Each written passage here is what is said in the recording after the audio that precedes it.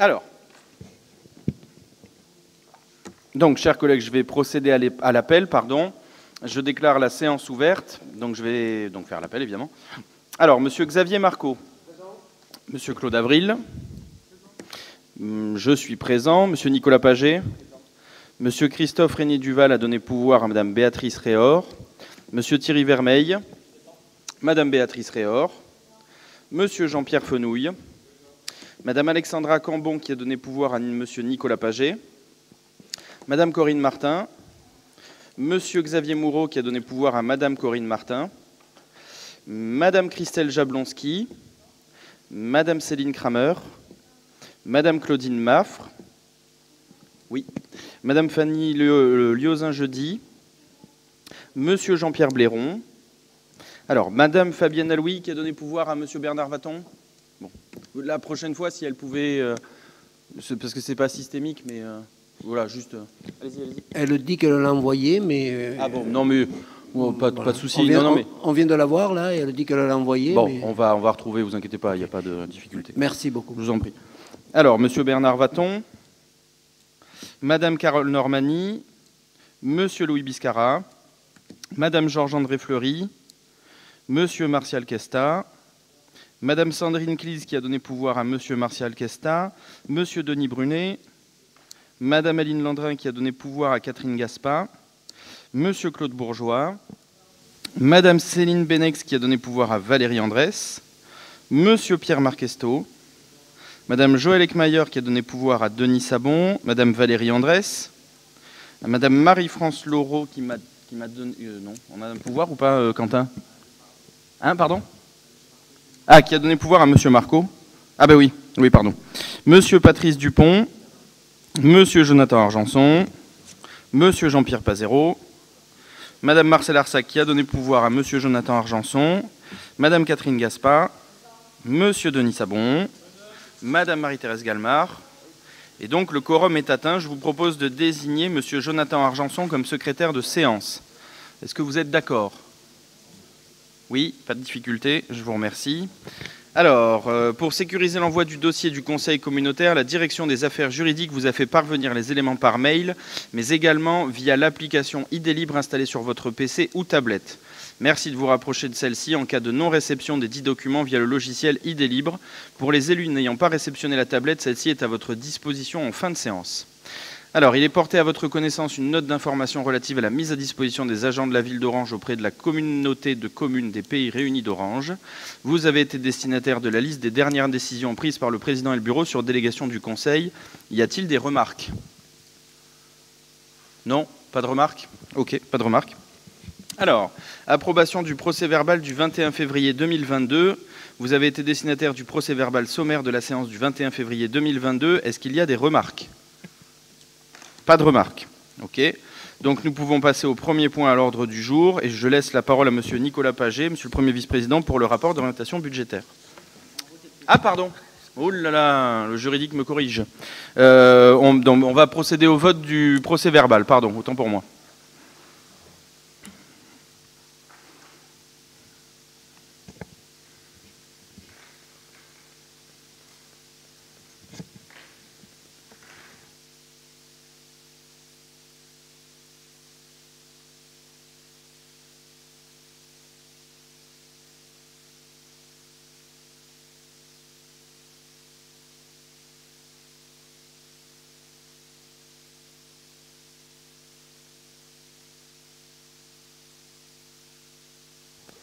Je pense que vous pouvez... Voilà, très bien.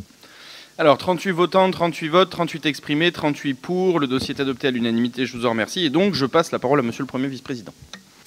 Merci, bonjour à toutes et à tous. Comme vous le savez, le rapport d'orientation budgétaire est présenté en amont du vote des budgets et fait un état de l'exercice écoulé avant de dresser les grandes orientations pour l'exercice à venir. Il s'appuie sur un débat que vous avez tous reçu et que je vais vous présenter de manière synthétique. D'abord, une rétrospective sur 2021 en commençant par le fonctionnement.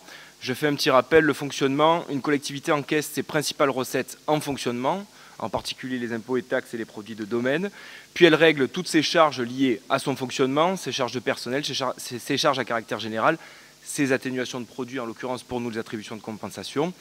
Et lorsqu'il y a excédent, ils sont dégagés vers la section d'investissement pour pouvoir financer justement les investissements pour le territoire. Alors, nos dépenses de fonctionnement sur 2021 s'établissent en hausse à 6,32% hors exceptionnel. Elles se composent de 3 blocs, les charges à caractère général, les charges de personnel et les atténuations de produits. Les charges à caractère général, quant à elles, sont stables à 0,21%, 8 740 000 €, ce qui démontre qu'on maîtrise bien nos charges de fonctionnement en la matière. Les charges de personnel, quant à elles, sont en hausse de plus 5,26%. Elles s'établissent à 7 809 000 €. Pour 2 raisons. La principale, c'est l'accroissement de la mise à disposition du personnel auprès de la CC Pro, qui représente à peu près 330 000 € sur l'exercice, et le glissement vieillesse technicité dans une moindre mesure. Pour autant, nos charges de personnel représentent moins d'un tiers de nos dépenses de fonctionnement, contrairement à d'autres EPCI où elles atteignent plutôt les 42,6% en moyenne. Et enfin, le 3e bloc, c'est les atténuations de produits. Elles se constituent essentiellement de nos attributions de compensation, c'est-à-dire le reversement pour chacune des communes. Cette année, exceptionnellement, elles s'élèvent à 10 356 000 €, tout simplement puisque nous avons cette année récupéré les 10% que nous avions annulés en 2020, donc ceux de 2021, et nous avons reversé ceux de 2020, donc ce qui a généré une augmentation de 2 fois 876 000 €, soit 1 752 000 €. Et en complément, on a perçu 143 000 € de taxes de séjour complémentaires qui avaient été amputées par la crise sanitaire, bien évidemment, en 2020. Dans une moindre mesure, on note aussi l'augmentation des autres charges de gestion courante, puisque c'est la première participation au syndicat EG, donc d'environ 130 000 €. Pour le reste des dépenses de fonctionnement, cela relève de l'exceptionnel et en particulier toujours lié au divorce avec Sorgues et Bédaride. D'abord, l'augmentation des charges financières de 15%, 776 000 €, qui correspond à la régularisation des intérêts d'emprunt dus à la CCSC et aux banques, et à l'augmentation des charges exceptionnelles, plus 2 354 000 €, qui sont relatifs à la trésorerie, qui revient à Sorgues, 1 140 000 €, et à Bédaride, 311 000 €, et puis aussi une ventilation du siège, 332 000 € pour Sorgues et 100 000 € pour Bédaride. Et puis je vous rappelle aussi, à titre exceptionnel, nous avions versé une avance de 450 000 € au budget annexe de la ZAC Grange Blanche 2, mais on y reviendra tout à l'heure. Au niveau de nos recettes de fonctionnement, elles sont à hausse plus rapide que nos dépenses de fonctionnement, hors exceptionnel, à plus 15%. Donc d'abord, sur notre chapitre 73, impôts et taxes, on note une augmentation de plus 8,78%. Elle s'élève à 26 274 000 €. C'est essentiellement dû à l'augmentation de la taxe d'ordures ménagères sur l'exercice 2021, qui a représenté peu ou prou 2 millions de recettes supplémentaires. Je vous rappelle que c'est la première fois et c'est la dernière fois que nous le percevons dans le budget général, puisque nous avons ouvert un budget annexe gestion des déchets, et donc ces recettes seront transférées en 2022 sur ce budget annexe, au même titre que les dépenses.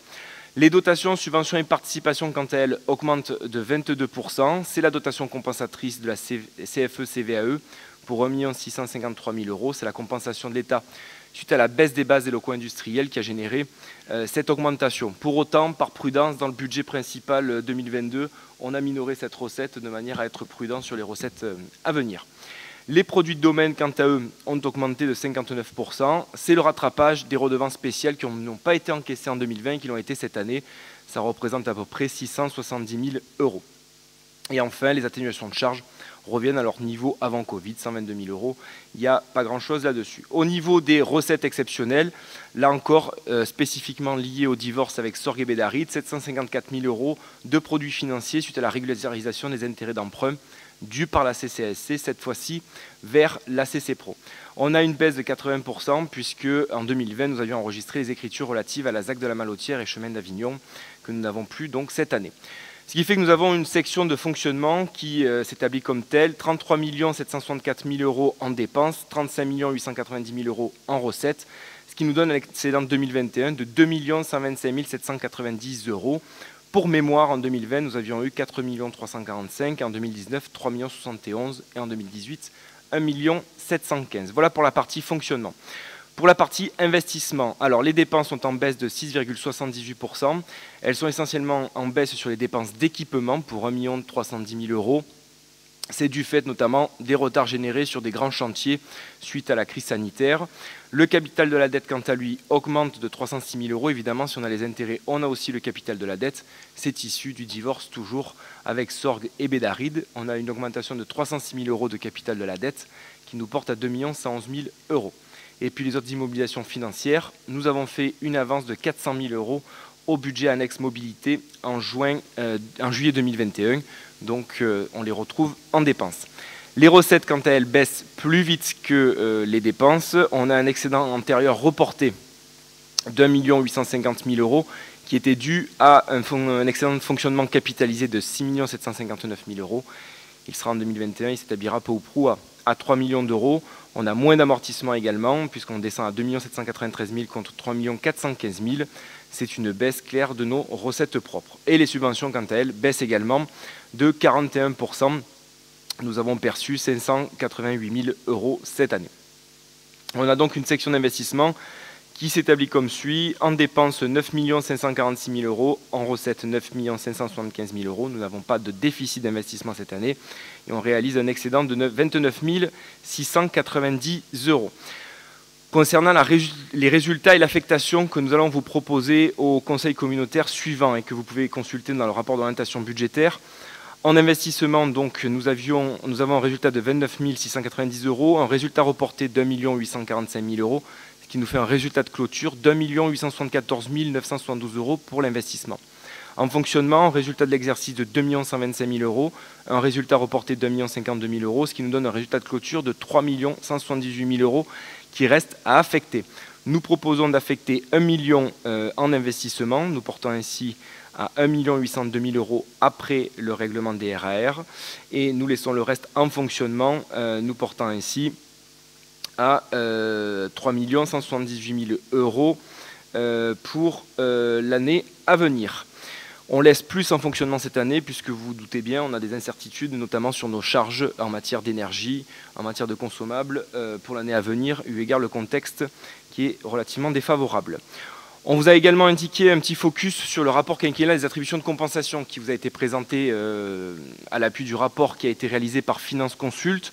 Au-delà de revenir sur le pacte financier qui avait été réalisé en 2016 à l'appui des chiffres du compte administratif 2014, il présente l'application du dit pacte aux chiffres du compte administratif 2020. Il en ressort qu'une solidarité d'1 300 000 euros est prélevée sur Orange, Courthézon, puis Caderousse, au profit de Châteauneuf-du-Pape et Jonquière. Si on appliquait le pacte financier aux chiffres de 2020, cela générerait une baisse de 128 000 euros des montants reversés aux communes, mais avec des disparités entre ces dernières. On aurait une baisse d'AC pour Caderousse qui passerait de 899 à 736, Châteauneuf de 445 à 399, une hausse pour Courthézon de 899 à 932, une baisse pour Jonquière de 510 à 452 et une hausse pour Orange de 6 900 000 à 6 115 000 euros. Mais nous aurons l'occasion d'y revenir. Vous avez comme toujours une perspective économique et un focus sur la nouvelle loi de finances. Sur les perspectives économiques, bien évidemment, on met en exergue certains ratios qui sont de bon aloi comme le taux de chômage actuel ou la croissance économique, mais pour autant qui n'est que le reflet du rattrapage de la crise sanitaire que nous avons connue et du fort ralentissement économique. Et puis vous vous doutez bien que le contexte diplomatique en Europe et l'inflation qui est marquée génèrent des craintes significatives pour la construction de nos budgets et particulièrement pour 2022. Côté de loi de finances, pas de grande révolution, on est dans une année électorale, la DGF est annoncée stable, pour autant on sait tous que quel que soit le gouvernement de même, la DGF sera au menu, donc on suit ce sujet avec beaucoup d'attention. On a le maintien de la DETR et puis on a une augmentation aussi de la DSIL, ces deux dispositifs de subventionnement qui sont relativement conséquents pour nos collectivités. On passe ensuite aux évolutions des ressources humaines, un petit focus sur les ressources humaines. Je vous l'ai dit tout à l'heure, on a une augmentation de nos ressources humaines, du coût des ressources humaines, essentiellement due à la mise à disposition Ville CC Pro. Dans le détail des traitements indiciaires, on s'aperçoit qu'il y a une rémunération en baisse sur les rémunérations principales titulaires, une baisse aussi sur les autres indemnités, et puis une augmentation sur les contractuels. Dans les faits, on a eu des départs à la retraite et des mutations pour 31 agents fonctionnaires, 17 en 2020 et 14 en 2021. Au niveau du tableau des effectifs, on a moins 4 agents en catégorie A, plus 2 agents en catégorie B, plus 3 agents en catégorie C, ce qui nous fait un solde de plus 1 à 166 agents sur 2021. L'ACC Pro, bien évidemment, est soumis aux 1607 heures et une pyramide des âges qui met en exergue aussi la nécessité d'anticiper des départs à la retraite prochaine. On a une population qui est exclusivement hommes, 82%, 12,97% pour des femmes, dont 20% de ces femmes sont en temps non complet ou partiel, 0 pour les hommes. Des absences maladie, mais comme dans toutes nos collectivités, qui ont été intimement liées aussi à la situation sanitaire avec les absences Covid. Je vous le disais en préambule, une augmentation de la mutualisation des effectifs. Ville vers la CC Pro, on était 14 effectifs mis à disposition Ville vers la CC Pro en 2018. On est à 76 en 2021. Et de la CC Pro vers les villes, on était à 4 en 2018, on est à 18 en 2021. Un petit focus sur la dette. On a toujours un ratio d'endettement qui est tout à fait favorable sur notre EPCI. Après la répartition avec la CCSC, on passe de 29,9 millions d'euros à 16,3 millions d'euros, soit peu ou prou 400 euros de dette par habitant, là où la CCSC sera à 1200 euros par habitant, ce qui nous laisse donc des marges de manœuvre si on souhaite utiliser le levier de l'endettement pour les exercices à venir. Nous avons 4 APCP qui sont actifs actuellement, donc 4 autorisations de programme crédit de paiement, le quartier gare de Courthézon, le PEM d'Orange, Daladi à Orange et Argensol à Orange. Au niveau des orientations 2022, on aura donc un budget de fonctionnement qui sera marqué bien évidemment par des incertitudes conjoncturelles, tant sur le devenir de nos recettes, je parlais tout à l'heure du glissement de la dotation de l'État, que du coût des dépenses et notamment à caractère général. Pour autant, il vous a été indiqué que nos dépenses de fonctionnement étaient équilibrées en 3 blocs. Il y aura quelques modifications sur le budget 2022, puisque toutes les dépenses liées aux ordures ménagères seront isolées sur un budget annexe. Donc nous aurons une baisse de nos charges à caractère général. Nos effectifs ne bougeront pas, nos dépenses de personnel ne bougeront pas. Par contre, nous aurons des recettes complémentaires qui seront versées par le budget annexe. Et bien évidemment, nous perdrons les recettes de l'atome qui seront directement versées sur le budget annexe. En investissement, on a des projets matures qui vont aboutir sur 2022. Pour autant, on dégage un excédent de fonctionnement qui est restreint et donc on ne pourra pas engager plus que ce que nous ne le pouvons. Nous avons malgré tout des ambitions assez fortes pour le territoire en appui avec le projet de territoire. Nous avons donc 13,5 millions de dépenses d'équipement qui ont été inscrites et vraisemblablement qui s'équilibreront avec un emprunt d'équilibre qui sera sans doute proposé au budget primitif comme nous l'avons fait cette année. On passe ensuite au budget annexe, je répondrai à vos questions juste après s'il y a lieu d'être. Pour le budget annexe de l'eau, on a une section exploitation qui se termine à 580 000 euros, une section investissement qui se termine en déficit à moins 153 000 euros, mais nous avions un résultat reporté assez conséquent en 2020 d'1 955 000 euros, ce qui nous fait un résultat de clôture pour l'investissement à 1 800 000 euros pour cette section.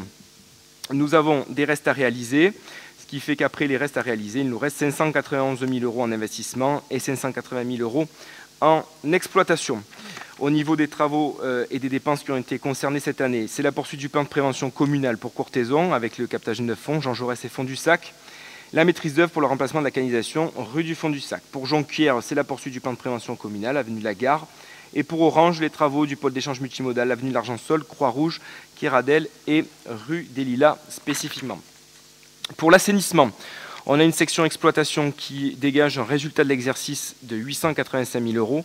Nous avions un résultat reporté positif de 237 000 euros, ce qui nous donne une section à 1 123 000 euros.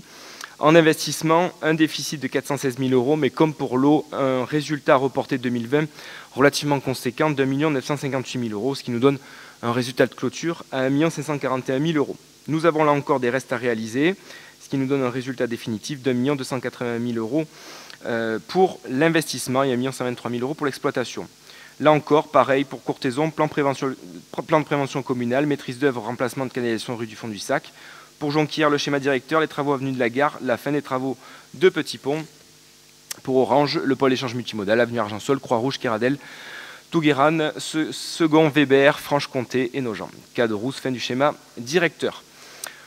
Le budget annexe de la Grange Blanche, comme je vous ai dit tout à l'heure, nous avions versé une avance à la Grange Blanche. Nous avons une section d'exploitation qui se termine, qui se clôture à 1 631 000 €, une section d'investissement à 2 900 000 €, ce qui nous donne un déficit de 377 000 € sur les deux sections, mais il nous reste 600 000 € peu ou prou de subventions à percevoir, ce qui nous donnera donc un total des deux sections créditeurs, et je pense qu'on le clôturera définitivement cette année dès que nous aurons perçu ces subventions.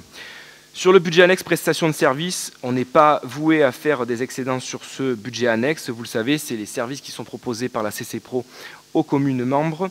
Nous avons un résultat d'exercice de 18 000 €, un résultat reporté de 34 000 €, ce qui nous donne un résultat définitif de 53 000 €. Et ce résultat sera reversé au budget principal. Le SPANC, c'est un tout petit budget qui représente donc un résultat de clôture de 7 609 €, puisque nous avons fait 1 994 € sur l'exercice, et un résultat reporté de 5 606 € sur l'exercice précédent. Le budget annexe mobilité que nous avons ouvert en cours d'année. Au niveau de l'exploitation, nous avons en recette les 8 premiers mois des recettes. Mais là-dessus, nous avons de grandes interrogations puisque cela représente moins que Orange à elle seule. Nous avons donc interrogé l'Arcos et l'Ursaf et saisi le préfet sur ce sujet-là, puisqu'il y a de fortes interrogations qui persistent. Et puis bien évidemment, la vente des tickets de bus en dépenses, eh bien, c'est TCVO pour Orange principalement, ce qui nous donne un résultat d'exercice de 6 667 €. En investissement, uniquement des recettes, 647 500 €. Elles se constituent de 247 500 € de RAR sur les bus que nous avions, et puis 400 000 € de l'avance que nous avons réalisée du budget principal. Nous avons des RAR en investissement. Il nous reste donc 391 000 € pour la section investissement et 6 667 € pour la section fonctionnement. Nous n'avons pas de compte administratif qui va s'établir pour le budget annexe gestion des déchets, puisqu'il n'est ouvert que depuis cette année. Nous présenterons un budget primitif au prochain conseil communautaire. Un petit focus sur l'office de tourisme, mais peut-être que je laisserai la parole au maître des lieux en la matière, si tu veux en dire quelques mots juste après, et en tout cas répondre aux éléments le concernant. Donc, un budget toujours relativement contraint et puis marqué aussi par le divorce de Sorgue et Bédaride qui nous impose encore des mouvements comptables assez impactants sur nos budgets.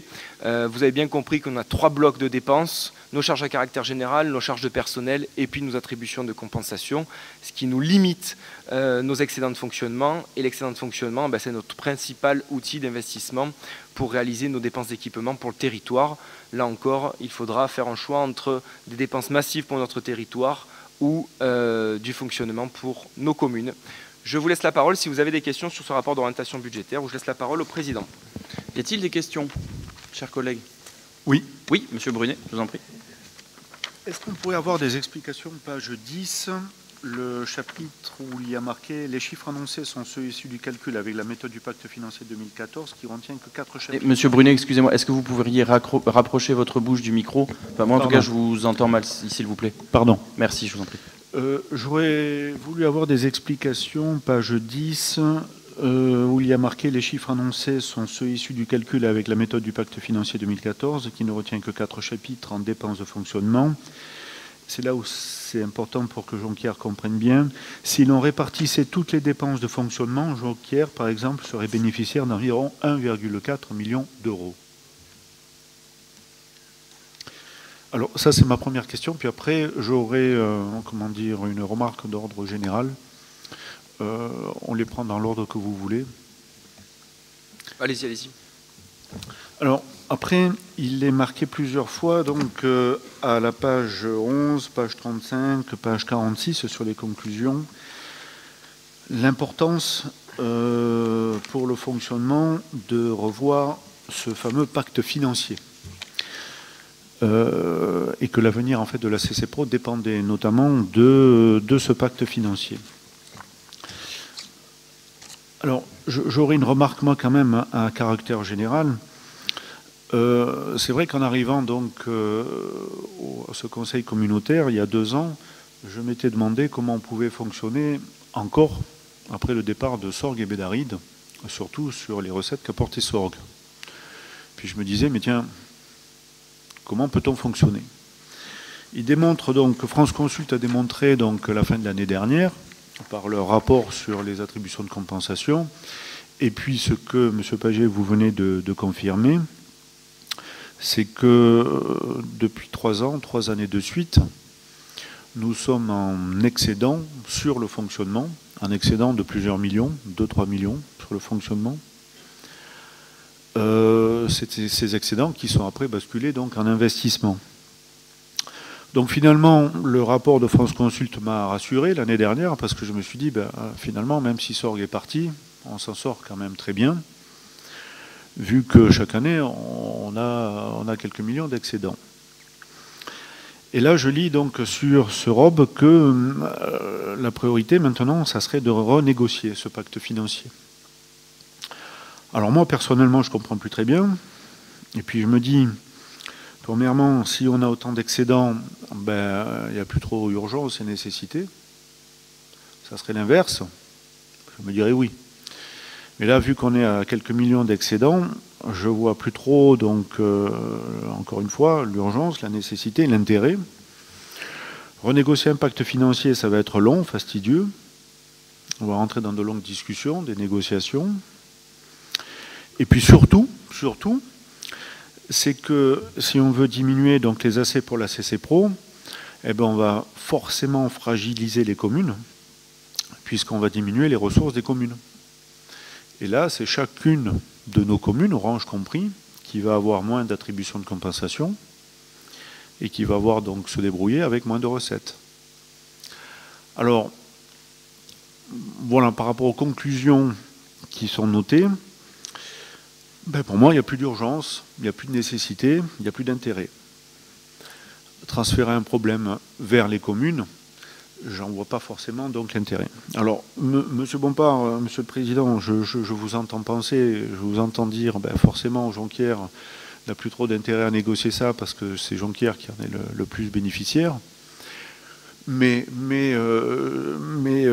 finalement, je pense qu'il y a d'autres opportunités pour renflouer nos recettes, et notamment pour renflouer les recettes de Jonquière, c'est le développement de la Grange Blanche. Si on arrivait donc à développer Grange Blanche plus rapidement, ça nous rentrerait, à mon avis, suffisamment de recettes pour que Jonquière se rétablisse dans, entre guillemets, un déficit, si on peut dire ce mot, mais je dirais un manque de recettes vis-à-vis des autres communes. Voilà, donc si je résume, pas forcément d'urgence, d'intérêt, de diminuer en fait les assets par commune parce qu'on les met en danger, mais plutôt réellement urgence de trouver des recettes et de s'attaquer à Grange Blanche. Voilà, merci. Je vous remercie. Oui, bien sûr, je t'en prie. Pour répondre à votre première question, Monsieur Brunet, mais on aura l'occasion de revenir plus largement sur cette question de pacte financier et de calcul des dépenses pour chaque commune. On aura l'occasion d'y revenir dessus. Pour autant, je vous précise effectivement que pour les clés de répartition, on est au réel pour chaque commune, pour le FPIC, le FNGIR et les dettes pour chaque commune, et qu'ensuite on a une clé de répartition à la population pour toutes les autres dépenses. D'accord ? C'est effectivement un tableau préalable qui manquait à la présentation, mais on aura le plaisir à le présenter ultérieurement et j'aurai plaisir à le commenter en commission des finances. S'agissant de l'excédent de fonctionnement, si l'excédent de fonctionnement vous satisfait pour la CCPRO, Monsieur Brunet, permettez-moi de ne pas vous rejoindre. Parce que 1 800 000 € d'excédent en investissement, 2 millions en fonctionnement, il y a des communes qui le font à elles seules. C'est pas comme ça qu'on va financer nos projets ambitieux pour notre territoire. C'est pas avec 2 millions d'euros qu'on va refaire nos voiries, nos cheminements doux, nos végétalisations, qu'on va refaire notre programme en matière de traitement des ordures ménagères sur les années à venir. Donc il y a deux options, et je vous l'ai toujours dit. Soit on choisit une intercommunalité ambitieuse qui investit pour son territoire, pour son attractivité, pour son développement économique, pour ses voiries, pour ses cheminements doux et pour la transition écologique, écologique, soit on décide de rester tel qu'on est, c'est-à-dire de biberonner nos communes. On en a fait le constat commun. Nous avions, pour Courthézon, on a quasiment doublé notre attribution de compensation. Chaque commune s'est mis à l'aise avec cette attribution de compensation et bien évidemment, c'est compliqué aujourd'hui pour revenir en arrière. Mais pour autant, ça nuit aujourd'hui à notre investissement. Ce qu'on donne aux communes, on ne pourra pas l'investir pour le territoire. C'est un choix à faire stratégique pour notre PCI. Alors, allez-y. Alors, si vous permettez, oui, je comprends ça, je suis d'accord. Je suis d'accord. Simplement, comme le PPI, en fait, ne mentionne pas ses besoins, moi, j'ai du mal à savoir, justement, ce que c'est vrai que peut-être avec le montant des investissements si importants que vous avez prévus, 1 million ou 2 millions, c'est pas grand-chose. Mais par contre, comme on n'a pas de PPI, on a du mal, nous, communes, à savoir ce que vous comptez faire et les investissements qui sont nécessaires pour les prochaines années. Monsieur Brunet, je pense que vous le comprendrez, hein, c'est difficile de faire un PPI si on n'a pas les finances. Permettez-moi, hein, mais vous prenez un peu le problème à l'envers. On voit ce qu'on a et après on fait des projets. On ne va pas faire des projets qu'on va budgéter si on sait pertinemment qu'on ne va pas avoir l'argent pour le décaisser. Je pense que c'est comme ça qu'on gère en bon père de famille. J'attire quand même votre attention sur un chiffre dont a parlé Nicolas, c'est le fait que 47% de notre budget de fonctionnement est dédié aux attributions de compensation. Et comme tu l'as très bien dit, Nicolas, en fait, de deux choses l'une. Soit, effectivement, on veut une interco qui décaisse sur ses compétences, soit on a une interco comme celle de la CCPRO, qui est exceptionnellement solidaire, là où la moyenne c'est 25%, donc on fait quasiment le double en solidarité pour les communes. Et du coup, ça fait plaisir aux communes, mais sur les compétences de l'interco, c'est extrêmement restreint. On arrive à dégager, je le dis encore, on arrive à dégager de l'excédent, justement parce que Orange retrousse beaucoup plus les manches et met beaucoup d'agents à disposition pour nous permettre de faire des économies d'échelle substantielles, parce que, et c'est certainement pas à vous que je vais l'apprendre, Monsieur Brunet, ce qui coûte le plus dans une entreprise, dans une collectivité, c'est la masse salariale. Si on voulait faire autant de projets que ce qu'on arrive à décaisser, et si l'interco, si la ville d'Orange ne mettait pas ses agents à disposition, on en sortirait encore moins que ce qu'on en sort. Donc c'est un petit peu inquiétant. Moi je ne suis pas fermé à ce que Orange perde une partie de ses attributions de compensation, parce que moi j'ai la chance d'être maire d'une ville qui effectivement a des recettes et des ressources, et ses comptes sont bien gérés. Mais je ne peux pas demander, donc effectivement, faire 400 000, 500 000 ou 600 000 euros de sacrifice sur les attributions de compensation, ça ne m'empêchera pas de clôturer le budget d'Orange, loin s'en faut.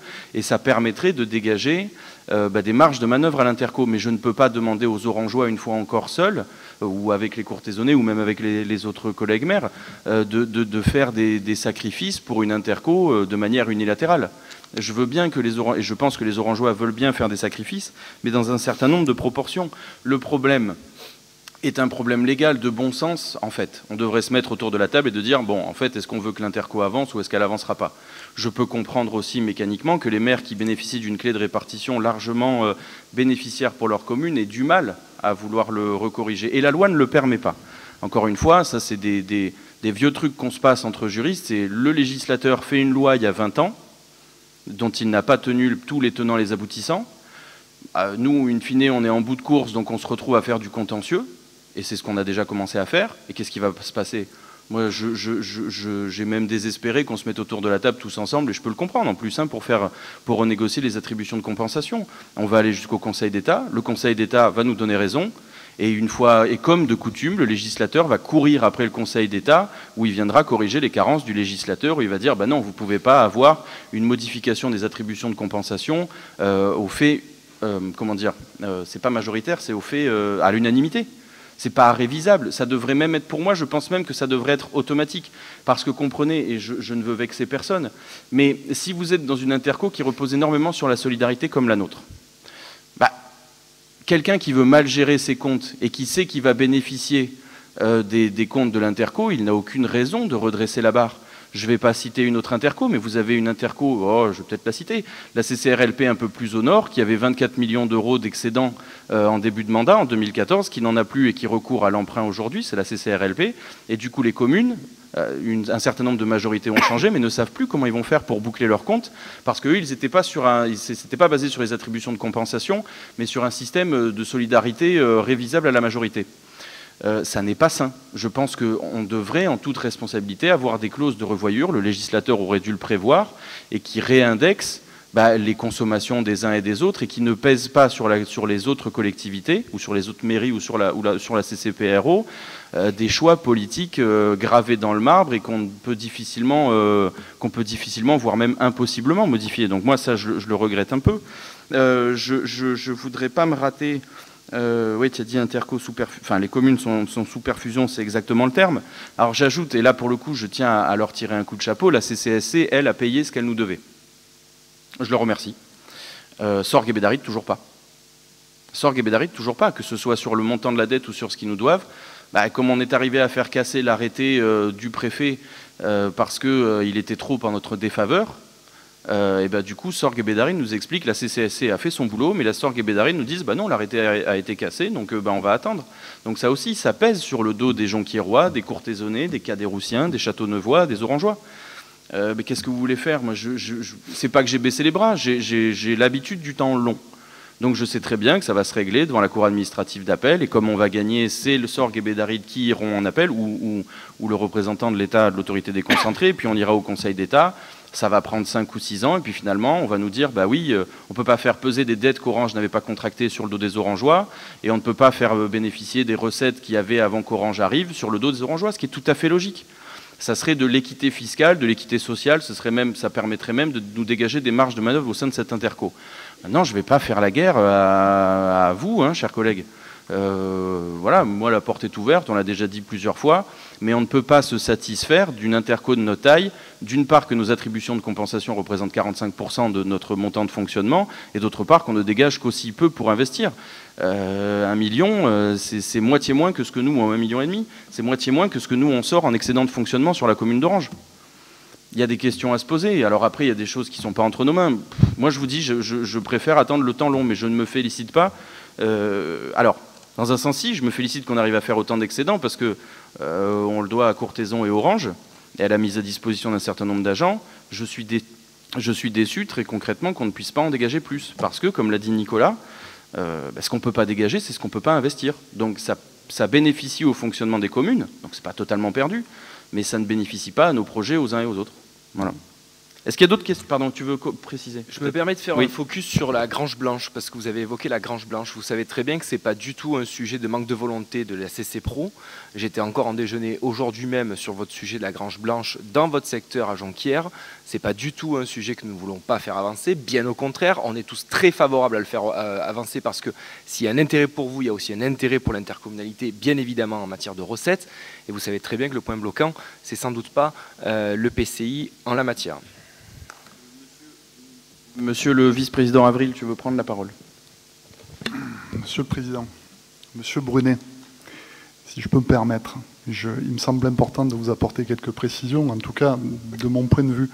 Et je m'adresse aussi à Monsieur le maire de Jonquière, que j'aimerais bien aussi entendre à ce sujet et qui me semble principalement concerné. En tout cas sur ma position. Et je veux que les choses soient claires. J'ai eu l'occasion de le dire dans la précédente mandature, souvent d'ailleurs, avec l'ancien président. Et très sincèrement, vous le savez, nos attributions de compensation pour des communes comme Jonquière et Châteauneuf sont liées en grande partie, vous le savez, à la CFE qui est récoltée. Notre CFE, en tout cas je parle pour moi, à Châteauneuf, est très faible. Pour la simple et bonne raison que nous avons un gros foncier et qu'il y a très peu d'entreprises qui payent la CFE et je n'ai pas de zone industrielle. Ma commune était préalablement, avant que j'en sois élu, non pas pour dire que tout était dramatique auparavant et que c'est devenu mieux, mais néanmoins, je tiens à insister que moi, lorsque je suis arrivé à l'Interco en 2014, j'ai constaté que cette intercommunalité précédente était malheureusement financée excessivement par l'emprunt, comme l'était ma commune également. Quelle ne fut pas ma surprise et le plaisir qui fut le mien, en cas lorsqu'il y a eu changement de majorité, c'était à l'époque M. Rochebonne qui avait pris la présidence, et ensuite M. Bompard, que les choses ont pu changer, avec Sorgue, vous le savez, on a pu prévoir, ce qui était formidable, enfin des attributions de compensation qui, pour des communes comme la vôtre, comme la mienne, n'auraient jamais été celles qui auraient dû être leur part si on avait appliqué les calculs. On a pu faire aussi, on avait des attributions de travaux chaque année, outre les attributions de compensation. Je ne pense pas être malhonnête en disant que moi je touche pour ma commune 445 000 € d'attribution de compensation. Je pense que Jonquière touche un petit peu plus, mais c'est normal, hein, au prorata de la population, et aussi d'un calcul un peu plus savant lié à la CFE. Je me suis renseigné auprès d'autres intercommunalités, M. Brunet, M. le maire, et quelle ne fut pas ma surprise de constater l'étonnement, je vous assure, l'étonnement de mes confrères maires dans d'autres intercommunalités qui me disent « mais c'est surréaliste hein, de savoir ce que vous touchez comme attribution de compensation pour des petites communes comme nous ». Et ceci grâce à la solidarité communautaire. Ce fut le cas lors de la précédente mandature. Je tiens à le souligner, je remercie encore une fois l'ensemble des élus de la ville d'Orange, Jacques Bompard, et aujourd'hui Yann qui continue de ce point de vue-là, et également Nicolas Paget, hein, et Alain Rochepon précédemment, car grâce à eux, on peut faire un peu de solidarité intercommunautaire, hein, puisque c'est autorisé. La contrepartie, c'est que nous acceptons à un moment donné, en tout cas moi je m'inscris là-dedans, je ne sais pas ce que fera Jonquière, monsieur le maire nous le dira, c'est d'accepter que nous puissions baisser un tant soit peu les attributions de compensation, en tout cas faire un effort de 10% en moins, ne m'apparaissait pas exagéré au regard des efforts que font Orange et Courthézon pour nous. Voilà. Donc moi j'accepte de le faire, libre à nous de bien gérer nos communes, c'est ce qu'on essaie tant que faire se peut, de ne plus faire d'emprunt. Moi je ne fais plus d'emprunt depuis quelques années. C'est très simple, puisqu'il m'en reste 25 encore à payer, et petit à petit, ça fond, mais je suis bien content de compter sur les attributions de compensation, qui nous permet de faire un petit peu d'investissement, monsieur Brunet, et en sachant que dorénavant, je sais aussi, nous l'avons vu avec Yann, le président, Nicolas, et l'ensemble des élus avec qui je pense on s'entend tous bien, j'accepterai pour ma commune qu'on fasse un peu moins d'investissement, en tout cas qu'il soit fléché, et je sais que comparé à Orange ou à Courthézon qui font des efforts pour nous, eh bien j'accepterai de moins faire d'investissement chaque année, de définir un ou deux petits projets ou un gros projet à l'échelle de la mandature, en acceptant que si je veux maintenir le niveau des attributions de compensation, eh bien par correction, je pense que je dois faire un effort. Voilà ce qui est ma position, ce que je souhaitais vous expliquer, qui me paraît sincèrement honnête vis-à-vis de l'ensemble des élus, hein, et d'une réalité juridique et financière. Voilà. Merci. Je te remercie, hein, Claude, je suis très touché, mais voilà, j'aimerais qu'on garde bien en tête le fait que la solidarité intercommunale s'applique, on en est très heureux, qu'elle puisse retrouver qu'on puisse un peu mettre à jour un peu les critères pour pouvoir dégager des marges de manœuvre au sein de notre intercommunalité. Je pense que c'est nécessaire, et je te remercie très sincèrement, Claude, pour ta prise de parole. Est-ce qu'il y a d'autres remarques? Oui, Madame Normani. Oui, je vais rebondir sur les attributions de compensation. Je pense que ça fait beaucoup de discussions pour finalement des montants qui me semblent dérisoires par rapport aux besoins du territoire. Mais bon, ceci dit, ça mérite quand même d'être discuté. Et vous nous aviez promis lors du précédent conseil des documents comptables expliquant les incohérences donc, de répartition des dépenses que nous avions relevées. Je veux bien vous croire sur parole, mais ce n'est pas dans mon habitude. Donc nous attendons toujours les chiffres clairement établis qui permettent de comprendre ce calcul d'affectation des dépenses. C'est une question juste de transparence. Voilà. Ensuite, concernant le budget mobilité, j'avais aussi une remarque. Lors de la clôture du budget municipal des mobilités à Orange, le solde était excédentaire, me semble-t-il, de 3 millions. Donc je voulais savoir à quel budget avaient été affectés ces 3 millions et comment vont-ils être employés par la suite. Ensuite, concernant le budget de Grange Blanche 2, Ça fait référence à des avertissements qui avaient été donnés à l'époque par l'opposition en la personne de Gilles Laroyenne. La promesse avait été faite de 230 embauches et je pense que cette promesse n'a pas été tenue puisqu'aujourd'hui on a une cinquantaine d'emplois qui ont été créés. Je pense que les choix d'entreprise n'ont pas été judicieux et c'est pas faute d'avoir été discuté en conseil. Donc pour moi, c'est une erreur stratégique pour le développement de notre territoire, dont le taux de chômage caracole toujours à plus de 10% fin 2021. Et j'ai eu la comparaison avec la PACA.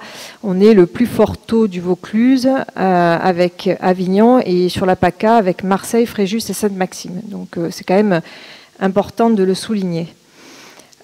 Concernant le budget déchets, alors là, c'est vraiment effectivement un peu de la répétition, je m'excuse par avance, mais je vais quand même rappeler le drame de la mauvaise gestion de ce dossier qui aujourd'hui pèse sur le budget des familles du pays d'Orange. Alors que le site de Delta Déchets est arrivé à saturation depuis déjà une bonne dizaine d'années et que la fermeture était inéluctable, aucune programmation de gestion des déchets n'a été anticipée. Ça a été repris dans plein de conseils et on nous a bien avoué qu'effectivement ce sujet avait été pris avec beaucoup de retard. Et aujourd'hui, la CC Pro n'avait d'autre choix que de confier du coup la gestion à un prestataire, perdant ainsi la totale maîtrise du coût de traitement des déchets. Pour parachever cette perte de maîtrise de nos coûts, vous nous annoncez dans le précédent conseil que vous allez externaliser la gestion du tri sélectif, ce qui impliquera fatalement, là encore, un surcoût de transport et de traitement. Et quant à la qualité du service, je crois que les Orangeois se sont bien exprimés lors de la réunion publique qui a eu lieu la semaine dernière, en disant que majoritairement que la qualité s'était dégradée. Ils ne sont pas satisfaits du fonctionnement des points d'apport volontaires, car ces points d'apport volontaires sont souvent mal gérés, trop pleins, non disponibles à la bonne distance. Et la ville, ils ont vraiment soulevé des points noirs dans la ville où il y avait vraiment beaucoup de détritus en errance. Donc voilà ce que je voulais dire sur le sujet des déchets. Votre projet d'aménagement en vue d'installer une unité de traitement des déchets semble au point mort. Enfin, c'est ce qui avait été dit au précédent conseil, il me semble-t-il. Et en plus, elle ne figure même pas, les aménagements de la zone ne figurent même pas dans les autorisations de programme. Donc je vois bien que ça ne sera certainement pas suivi de fait. Nous proposons depuis 2 ans l'instauration de la tarification incitative au tri sélectif afin de diminuer les OMR et donc le coût des traitements. A priori, d'après ce que vous avez annoncé lors de la réunion publique, Monsieur Yann Bompard, votre solution, c'est de diminuer la qualité du service et d'augmenter les impôts. C'est bien ce que vous avez dit. Je ne fais que répéter. Hein. Non, c'est pas ce que j'ai dit, mais je vais vous laisser finir. Ensuite, concernant le plan pluriannuel d'investissement, donc pour la requalification du boulevard d'Aladier dans l'Europe 2021, vous annoncez 3,4 millions d'autorisations de programme. Et là, vous annoncez donc 5,6 millions d'autorisations de programme. Donc j'aimerais vraiment, comme je l'avais déjà demandé à plusieurs reprises, connaître le détail des travaux effectués par tranche avec les montants de chaque investissement. J'aurais aimé aussi l'avoir pour l'argent sol, de façon à pouvoir suivre ça précisément. Donc, Monsieur le Président, je vous ai repréparé un courrier. Pouvez-vous nous transmettre les documents comptables donnant les détails des opérations, comme déjà demandé? Je vous ai tout remis dans un nouveau courrier, comme ça vous aurez toutes les questions répertoriées. Concernant le plan pluriannuel, depuis le début du mandat, aucun projet n'a fait l'objet d'une programmation. Donc, j'ai bien entendu que vous nous expliquez qu'on ne sait pas où on va, mais me semble-t-il que vous avez fait des choix, puisque vous avez continué à réaliser les travaux sur le boulevard d'Aladier. Donc, et à les remettre et à augmenter ces travaux dans l'Europe 2022. Donc c'est bien des choix que vous faites d'investir sur l'embellissement. Donc, par ailleurs, vous faites beaucoup d'annonces aussi de projets dans la presse. Alors, on se demande quels vont être réellement les projets qui vont être réalisés, puisque pour l'instant, ils apparaissent toujours pas dans les programmations. Et moi, j'ai vraiment le sentiment qu'on a une vraie difficulté à prévoir et à anticiper. Vous dites dans le page 34 que vous êtes en réflexion. Donc c'est déjà ce que vous avez dit en 2020, puis vous l'avez redit en 2021 à mi-mandat. Et là, on est à mi-mandat, donc il faudrait peut-être penser à passer à l'action, me semble-t-il. Et pour terminer sur les investissements, je dirais que, bon, je vais me répéter, mais vos choix budgétaires d'investissement restent toujours fixés sur l'embellissement, les routes et les ronds-points. C'est certain, ça se voit. Les Orangeois le disent, oui, la ville s'est embellie. Je le concède. Nous avons beaucoup de travaux qui ont embelli la ville au cours de 25 ans. Mais manifestement, c'est quand même pas une stratégie très payante parce qu'aujourd'hui, on se retrouve un peu acculé avec des manques de recettes. Et je suis, comme vous, je partage l'inquiétude de l'avenir de nos équilibres budgétaires. Donc moi, je pense qu'il est vraiment urgent de penser à réorienter votre politique et à investir dans effectivement l'investissement de zones qui permettent d'attirer de nouvelles entreprises ou de développer des entreprises présentes sur notre territoire, de façon à augmenter les recettes fiscales et pour équilibrer nos comptes, et également donner des perspectives d'emploi à nos concitoyens, vu le taux de chômage encore très élevé chez nous. Oui, je t'en prie. Alors, je me permets de répondre à 2 points qui me concernent, en tout cas sur mes domaines de compétences. D'abord, sur la zone d'activité de la Grange Blanche. Vous savez à quel point je n'apprécie pas forcément la logistique et mon point de vue en matière de ce secteur d'activité. Vous savez aussi que nous avons une forte demande d'installation d'entreprises et qu'à mon sens, il est préférable de privilégier des entreprises à forte valeur ajoutée, bien au-delà du nombre d'emplois qu'elles peuvent annoncer. Pour autant, je vous rappelle que ce bâtiment qui a été construit n'est pas utilisé aujourd'hui à usage exclusif logistique et que d'autres entreprises se sont installées. Donc si la logistique n'a pas forcément créé les emplois escomptés, il y a d'autres entreprises qui se sont installées, qui ont loué des cellules et qui ont apporté aussi des emplois sur le territoire. Je vous rappelle aussi, et je partage votre point de vue, sur le paradoxe vauclusien. Effectivement, un taux de chômage exceptionnel, un taux de pauvreté qui explose tous les compteurs, et pour autant, l'incapacité de sortir une seule zone d'activité. Et je vous rappelle aussi que le gouvernement vient de voter la loi zéro artificialisation nette, et qu'à ce titre-là, nous sortons tous du SCOT, où on reprend tout depuis le début. On va encore perdre 1 an et demi, ce qui veut dire que les quelques zones que nous avions escomptées, notamment sur Courthézon, avec des ouvertures supplémentaires, vont être retardées encore de plusieurs mois, voire de plusieurs années, et que je pense même, et je vous livre vraiment mon intime conviction, que nous sommes en train d'ouvrir les derniers mètres carrés de zones d'activité, puisque après, derrière, nous n'aurons plus la capacité, à part de devenir un joli musée. Voilà le problème aujourd'hui qui se présente. Et pour vous répondre encore, et pour compléter ma réponse, à Courthézon, on est très attaché à optimiser les mètres carrés. Je sais que sur Orange, c'est la même chose. On travaille avec le service attractivité du territoire pour essayer de positionner un maximum d'entreprises sur notre territoire. Vous voyez, sur 6000 mètres carrés à Courthézon, on implante 2 entreprises qui vont amener 70 emplois. Encore une fois, je vois plus le secteur d'activité que les emplois. Les emplois, c'est à la fin du bal qu'on paye les musiciens. Sur le détail concernant la répartition des dépenses de fonctionnement entre les communes, eh bien écoutez, j'avais les éléments pour lors de la précédente commission des finances, vous n'y étiez pas, donc je aurai plaisir à les présenter à la prochaine commission des finances, et je pense que le président sera d'accord pour qu'on fasse également une présentation au conseil communautaire. Mon colonel voulait répondre sur les déchets, parce que j'ai peur de me répéter.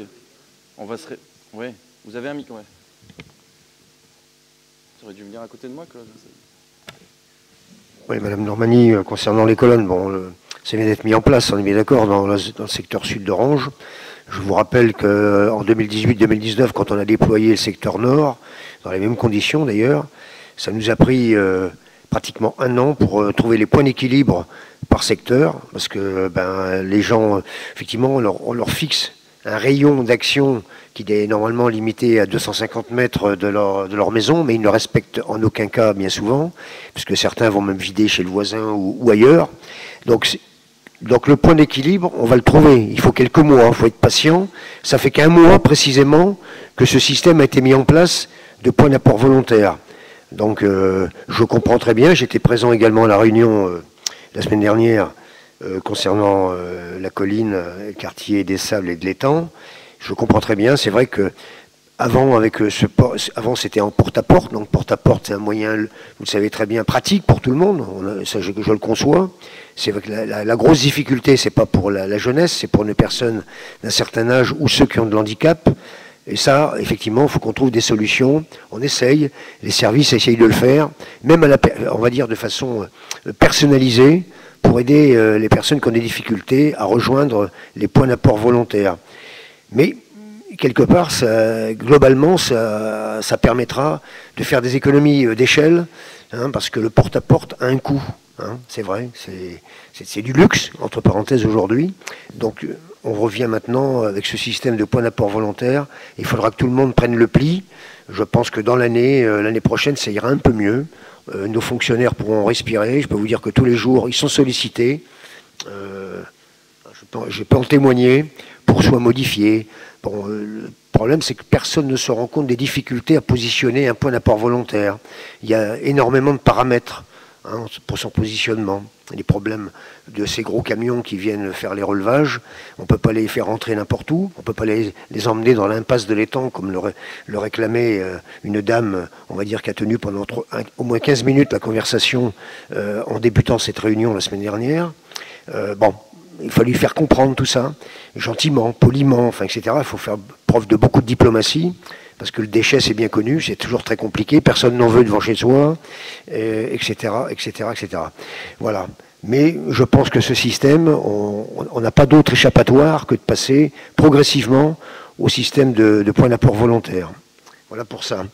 Pour revenir à l'UTV Pro, l'unité donc de traitement, bon, il y a une évolution, puisque le groupement d'entreprises a bien déposé son dossier dans les délais, exactement il y a maintenant 15 jours. Et actuellement, c'est en étude par un bureau spécialisé SAGE, qui est sur Paris, qui est donc numéro 1 français en matière de, si on peut dire, de sélection de type d'entreprise très, très, très spécifique, dans la valorisation des déchets. Donc on attend le retour, pas avant le 15 avril. À partir de là, vous savez, comme tout le marché public, il y aura des négociations avec ce groupement d'entreprises, c'est évident. Il faut savoir où on met les pieds financièrement, etc. Voilà, pour créer, bien sûr, à terme, une SPL, Société publique locale, avec laquelle on va rattacher un certain nombre. C'est déjà les premiers contacts ont été pris avec des intercommunautés voisines, y compris de l'autre côté du Gard. Ça intéresse beaucoup de monde, parce qu'on sait que tout le monde ne pourra pas toujours converger vers Veuden, vers cet incinérateur hors norme, qui va d'ailleurs coûter de plus en plus cher, puisqu'à partir de l'année prochaine, il va être obligé d'être mis aux normes, une nouvelle fois. Donc ça veut dire que ça va encore faire augmenter d'autant le coût de retraitement d'incinération. Donc il est temps que nous, effectivement, on ait une véritable usine qui soit locale et qui travaille en économie circulaire et qui respecte effectivement tous ces problèmes de, comment dire, d'empreinte carbone, puisque c'est à la mode, vous le savez bien, mais c'est pas qu'une question de mode, c'est une question effectivement de survivance pour les générations futures. Donc on en est tous conscients, mais comme vous le savez, toutes les choses se font étape, step par step, comme on dit, étape par étape, marche par marche, mais c'est pas du tout enterré, contrairement à ce que vous disiez en préambule tout à l'heure. On espère bien qu'elle sortira de terre prochainement. Pour l'instant, on est en cours l'ancien site Euro est en cours de démolition, vous pouvez y aller voir, ça a bien commencé d'ailleurs. Voilà, donc on n'a pas fini, c'est un projet, vous le savez, sur 2 à 3 ans, le temps de faire fonctionner l'usine, faire les essais opérationnels. L'objectif, c'est qu'en 2025, elle soit opérationnelle, comme pour le centre de tri de Veuden, qui est spécialisé dans les emballages, voilà, dont on a parlé au dernier conseil communautaire. Voilà, Président, ce que je pouvais dire pour les PAV et l'UTV Pro. Merci beaucoup, mon colonel. Alors, très rapidement, parce que j'ai essayé de pointer. Pour répondre à votre question sur le compte annexe des transports, on l'a fait bifurquer, mais vous le verrez. Alors, je suis désolé, hein, chers collègues, je vais essayer de ne pas rentrer dans les dossiers orangeois. Je vais rester sur les dossiers intercommunautaires parce que je sais que vous avez autre chose à faire et je m'en excuse très sincèrement. L'excédent a été transféré sur le compte général du budget. Il était prévu, comme tu l'as dit, je crois, Nicolas, à ce qu'on ait les recettes, sauf qu'on ne les a toujours pas. Et par un fait assez surprenant, il est possible, de toute façon tu l'as dit, hein, je fais de la redite, hein, excuse-moi, hein, mais on perçoit moins en ayant élargi l'assiette. Comprenne qui peut. Donc c'est pour ça qu'on remue ciel et terre, pour savoir pourquoi, alors qu'on élargit l'assiette de la taxe mobilité, on a moins que ce qu'on avait seul sur Orange. Donc après, si l'État change ses calculs, c'est toujours assez compliqué de se mettre à jour. Alors sur la gestion des déchets... Excusez, passer sur un autre budget, et donc les 3 millions... Ça vous ennuie que je termine? Je suis désolé, Madame Normani, mais c'est excessivement... Non, mais c'est très mal élevé ce que vous faites. C'est très mal élevé, je ne vous coupe pas, je fais attention à couper personne religieuse. Je ne coupe pas la parole, je complète juste, j'avais posé deux questions sur le budget des mobilités. Est-ce que vous voulez lever la main pour savoir si ce que fait Madame Normani, c'est couper la parole ou pas? Non, ça ne s'appelle pas couper la parole? Je m'excuse. Mais non, mais je dirige les débats, Madame Normani. Je pensais que traiter... Est-ce que vous pouvez me laisser répondre, s'il vous plaît? Bon, vous ne voulez pas me laisser répondre, donc je vais répondre tout seul. Donc du coup, ça c'est fait. Alors projet au point mort, comme vous l'a dit, comme vous l'a dit Xavier Marconneau, on a reçu l'épreuve il y a 2 semaines. Le cabinet d'assistance à maîtrise d'ouvrage est en train de l'analyser. Il nous rendra sa copie le plus rapidement possible. Alors moi, je veux bien qu'on nous attaque parce qu'on ne gère pas les déchets, mais sauf que la plupart des intercos du Vaucluse commencent à comprendre ce qu'on veut faire et commencent à taper à la porte gentiment pour savoir s'ils peuvent l'intégrer petit à petit. Donc je pense c'est plutôt qu'on est en avance plutôt qu'en retard. D'autre part, on le sait, les gros groupes que je ne citerai pas préfèrent faire de l'enfouissement ou de l'incinération pour des raisons qui leur sont propres, main dans la main avec le gouvernement, parce que ça leur permet encore une fois d'asseoir une taxe qu'elle met sur le dos des collectivités et de se rincer grassement, une fois encore, parce que l'argent magique, ça n'existe pas. Sur les points d'apport volontaire, non, ce que j'ai dit, c'est que c'était un mécano très violent pour nous d'augmenter une fiscalité en abaissant la qualité du service et que donc on devait s'enquérir dans les plus brefs délais de réduire la fiscalité. Bon, comme vous l'avez vu, il y a un certain nombre de personnes qui étaient effectivement mécontentes de l'enlèvement des ordures ménagères, sauf que c'est un système qui est généralisé de partout, hein, dans toutes les intercos. Toutes les intercos augmentent leur taxe d'enlèvement des ordures ménagères, donc c'est que ça ne doit pas être qu'Orange. En revanche, ce que j'ai dit et que j'ai précisé, c'est que s'il y a une personne, un Orangeois, qui a des problèmes pour atteindre les points d'apport volontaire, c'est que la collectivité doit se positionner autrement. Parce que si on a des problèmes pour atteindre le point d'apport volontaire, ça veut dire qu'on a des problèmes pour aller faire ses courses, pour aller voir son médecin, et là, il est du rôle du CCAS ou des partenaires ou des prestataires privés de rentrer en ligne de compte, parce que pour le coup, là, il y a un système où la société doit prendre le relais sur ces carences-là. Ça, c'est exactement ce que j'ai dit. Donc je ne veux pas justement amoindrir la qualité du service. Elle s'amoindrit par essence et par volonté de cette multiplication des points d'apport volontaire que toutes les collectivités pratiquent, parce que c'est un peu ce que le législateur nous demande, et ce qui n'est pas déconnant. Qu'on nous demande de maximiser le tri sélectif, j'y suis pas opposé, je pense que personne n'y est opposé, mais du coup, mécaniquement, c'est une contrainte supplémentaire pour tout le monde. Mais on ne peut pas tout avoir ou avoir du point d'apport volontaire pour tous les flux qu'on produit. Et n'importe quelle personne qui est un peu soucieuse de l'écologie, normalement constituée, sait très bien qu'il y a un effort personnel supplémentaire à faire dans le tri sélectif, et qu'on ne pourra pas mettre des poubelles de chaque couleur devant tout le monde, c'est quand même assez cohérent. Alors, la tarification incitative. C'est un peu à notre corps défendant ce qu'on fait en augmentant le taux. Le plus le taux est fort, le plus ça pousse les gens à faire du tri, parce que le moins on envoie de sacs poubelles, le moins les gens vont payer mécaniquement. Le plus ils vont réduire leur tonnage de déchets, le moins ils auront à payer d'impôts. Ça c'est sûr, mais la fiscalité incitative, comme vous l'appelez, et qui se pratiquait, mais je crois que j'en avais déjà parlé, et qui se pratique sur certaines intercos, nécessite une pesée généralement dans les points d'apport volontaires qui ne fonctionnent pas. Pour des raisons X ou Y, ça s'installe, ça coûte très cher, la maintenance n'arrive jamais à se faire. Donc du coup, la plupart des collectivités, et là je ne crois pas, et je ne veux pas attaquer mes collègues de la CCAOP, mais je crois qu'eux-mêmes avaient voulu se mettre là ce système de badgeage en place, et ils l'ont arrêté. Je ne veux pas dire de bêtises, mais j'en suis à peu près sûr. Tac. Bon, les dossiers orangeois, je vais laisser, mais je ne vais pas vous embêter avec ça. Alors, le taux de chômage. C'est intéressant parce que, vous le savez, on recrute quand même pas mal au sein des collectivités. Et il arrive très fréquemment que les ressources humaines arrivent fort marri parce qu'elles n'ont qu'un seul curriculum vitae à me présenter, qu'un seul candidat. Pour la plupart des recrutements qu'on fait, hein, Denis, Marcel n'est pas là. Denis, c'était avant, on a une personne. Ça ne se pousse pas au portillon pour les offres d'emploi. Alors peut-être qu'il y a d'autres explications, mais peu importe le niveau de technicité, hein, du reste. Moi, je veux bien qu'il y ait un fort taux de chômage, mais les candidats ne se bousculent pas à la porte. Donc voilà, ça, je peux pas mettre un flingue sur la tempe des gens en leur disant mais tu vas venir candidater. Et si les gens veulent pas candidater, ils candidatent pas. Le projet de territoire, j'ai dit déjà à Nicolas s'il veut le présenter au conseil communautaire, c'est quand il le souhaite. On en a déjà, en quelque sorte, on en a déjà un peu quelque part signé la forme administrative avec la signature du CRTE qui nécessitait. Alors c'est vrai qu'on ne vous l'a pas présenté, je vous prie de bien vouloir m'en excuser, mais le prérequis absolument nécessaire à la signature du CRTE avec le préfet, c'était le projet de territoire de la commune. Le projet de territoire, vous le connaissez, on n'a pas fait une révolution puisque Nicolas a eu l'extrême obligeance et gentillesse de venir voir la plupart de chacun d'entre vous, même je crois, pour présenter vos desiderata. Mais on revient un peu sur le projet initial. Si l'Interco n'a pas de marge de manœuvre, son projet de territoire, elle risque de s'asseoir dessus. Alors, et je reviens sur le problème de l'emploi. Alors Nicolas, tu as très bien parlé sur la défense du foncier, etc. Il y a une grande entreprise que je ne citerai pas, ça fait 1 an et demi qu'on essaye juste de les déplacer parce qu'ils sont très restreints. On y arrive, mais petit à petit, mais que de galères sur la réglementation actuelle, sur les ERP, sur les machins, sur le truc. Il y a un certain nombre de chefs d'entreprise autour de cette table. Bravo à vous, messieurs, hein, parce que pour lancer une boîte ou pour arriver à rentrer dans les contraintes définies par l'État, rock'n'roll, hein.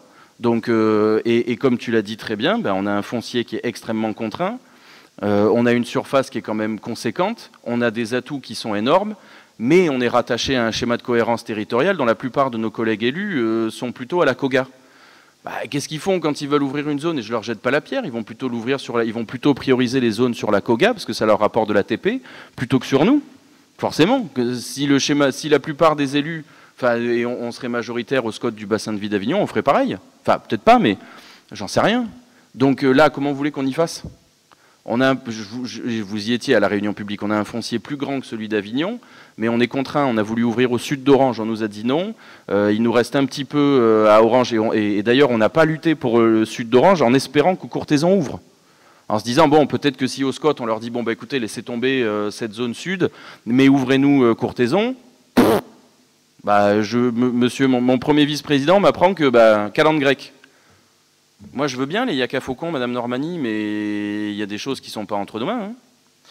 Hein. Est-ce qu'il y a d'autres questions? Oui, très court. Attendez, si vous permettez, Oui, Madame... Pardon, Madame Maffre, excusez-moi, je vous en prie. Oui, merci. En fait, pas vraiment une question. Je voulais souligner le fait que j'entends parler Monsieur Brunet de son impatience... à ouvrir, à commercialiser la Grange Blanche. J'entends Carole Normani faire le point sur la GB2. Nicolas, ça me ravit d'entendre que tu n'es pas forcément favorable à une plateforme logistique. Je veux juste rappeler que quand on parle d'attractivité, qu'est-ce qu'on met? J'aimerais savoir, moi, ce qu'on met dans l'attractivité d'un territoire. On parle du fait de capter l'intérêt d'entreprises, d'ouverture de zones, j'entends tout ça, mais je n'entends quasiment jamais parler de tourisme. Or, on sait très bien que le tourisme, c'est un levier économique important, et je pense que dans ce domaine-là, mais Claude, tu en parlerais certainement mieux que moi, on sort du SCOT, Claude a évoqué tout ce qu'il pensait au niveau des camions, des plateformes logistiques. Enfin, je crois qu'il est grand temps, comme vous l'avez dit, hein, Président, que chacun s'assoie un peu sur ses querelles communales, et qu'on se mette sérieusement au boulot en termes d'attractivité du territoire. Et j'aimerais vraiment qu'on intègre les déplacements doux, qu'on intègre le tourisme, parce que capter l'intérêt des entreprises, c'est une chose, capter l'intérêt des cyclotouristes, et Dieu sait qu'on a un outil qui est en train de se développer, mais à mon sens, et je le regrette, et je le dis formellement ici, je pense que vraiment il faut qu'on se mette très très sérieusement au travail à ce niveau-là, sinon on va regarder le train passer. Il y a des territoires voisins qui ont pris conscience de ça. J'ai eu l'occasion d'en discuter il n'y a pas si longtemps, je le redis, en gare rhodanien, qui se positionne avec une volonté affirmée de dire on veut être le premier territoire de France à développer le vélotourisme. Voilà, j'entends parler d'attractivité au sens large, le fait de capter les entreprises, mais captons l'intérêt des touristes, gardons-les sur le territoire. Encore une fois, économiquement parlant, je pense qu'il y a matière, et puis travaillons sérieusement ensemble sur une perspective d'avenir favorable à l'ensemble des communes, et quand on aura développé l'économie, ben, je pense que le problème de l'AC va se résoudre par lui-même. Voilà, alors, merci. Je vous en prie, je me permets une petite incise, si vous me permettez. Je suis entièrement d'accord avec vous. C'est toujours un juste équilibre, le tourisme, pour pas non plus nuire à la bonne qualité de vie, parce que tout trop, c'est jamais trop bon. Mais ce qui n'empêche pas qu'on est... Je crois que tous les maires, alors là, toutes tendances confondues, sont entièrement d'accord avec vous. J'insisterai même là-dessus. Je me rappelle, ça date d'il y a quelques années, il n'était pas prévu que la Via Venetia passât par Orange. Et donc, du coup, c'était mon prédécesseur, Jacques Bompard, qui avait rencontré les services de Maurice Chabert et qui lui avait dit non, c'est pas possible, on a la Via Venetia qui est pas loin, on est un carrefour autoroutier, il faut que la Via Venetia passe par Orange. Bon. Et par les communes membres de la CCPRO, hein, ce sur quoi on est en train de plancher. Ça s'était très bien passé, il avait fallu un peu batailler, mais pas non plus trop violemment. On avait reçu Thierry Lagneau, qui était qui est toujours premier vice-président, et qui avait concédé, le conseil départemental avait concédé à ce qu'on prenne pour partie une partie de la maîtrise d'ouvrage du développement de la Via Venetia. Ce qu'on a accepté, on a fait la mission, on l'a fait convenablement sur le tronçon dont je vous parle. La maîtrise d'œuvre a par la suite été rendue au conseil départemental, et parce que là, il y avait une volonté politique de nos collègues du département et de nos collègues de la région. Et bien du coup, on a appris récemment, vous l'avez découvert dans la presse, que comme tous les travaux préparatoires avaient été finis et que la CCPRO avait été particulièrement proactive sur le sujet, même excusez-moi pour l'utilisation du terme proactif que j'aime pas trop, mais du coup, la région a mis 1 million d'euros sur la table et normalement, ça devrait être fini dans l'année. Après, donc ça, là où il y a une volonté politique et là où il y a une entente, effectivement, il y a un chemin. La Via Venetia suit son cours, là c'est un peu plus en dehors de nos problèmes, mais c'est vrai qu'il y a un groupe de travail qui réunit les élus. Alors Christophe Régnier-Duval n'est pas là parce que c'est effectivement sa vice-présidence, mais qui a commencé à rencontrer les partenaires privés, sachant que effectivement ce qu'on cherche c'est du touriste, parce que la Via Venetia, vous aurez les familles le mercredi, le samedi et dimanche, mais vous n'aurez jamais les cyclistes pros, hein, je parle un peu sous ton contrôle Jean-Pierre, parce qu'il leur faut, eux utiliseront toujours la route pour des questions de challenge, même de sécurité, hein, parce que les cyclistes amateurs quasi pros, ce qui est un peu le cas de Jean-Pierre Pazero, qui se tapent 80 à 100 bornes par jour, bon, il leur faut une certaine tranquillité. Fais pas semblant. Et donc du coup, il faut bien avoir en tête que c'est un public très précis qu'on vient chercher, et que donc nous on va s'armer sur ce genre de choses, mais que ne nous leurrons pas, c'est sur le budget VRD, sur le budget voirie que ces investissements-là vont se faire. Le schéma directeur va commencer à être lancé. Donc pour pouvoir faire ce maillage entre toutes les communes, et effectivement parce que je sais que mes collègues maires ils sont très sensibles, permettent justement de capter un peu cette clientèle, si vous me passez l'expression, sur notre territoire.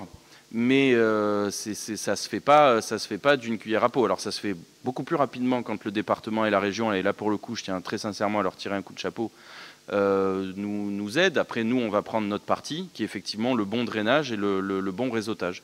Mais je fais une incise un peu longue, mais pour vous préciser que c'est bien sûr un des vœux qui a été, quand il a fait le tour, Nicolas, qui a été souligné par tous les membres de cette assemblée. Donc il y a je crois une absolue concorde sur ce sujet-là. Donc c'est un sujet qui va avancer, sur lequel on n'a pas fait peut-être assez de bruit, mais sur lequel on est tous mobilisés, et les techniciens de la voirie également. Est-ce qu'il y a d'autres questions? Alors oui, je passe à Monsieur Brunet, Madame Normani, comme ça je vous rends la parole après, ça vous ennuie pas? Oui. C'est plutôt une constatation en fait. Moi, j'ai l'impression que je passe pour le pénible de service à poser les questions dès que ça concerne en fait les finances, l'intercommunalité ou le développement économique. Mais je n'ai que cette réunion pour poser ces questions. Ne faisant pas partie de la commission finances, notre équipe ne faisant pas partie des commissions de travaux ou autres, on ne sait pas tout ça. Tout ce que vous venez de dire, donc, c'est très riche pour nous, c'est important pour nous, mais c'est le seul moment pour nous de l'apprendre et de comprendre. Voilà, je voulais simplement relever ça.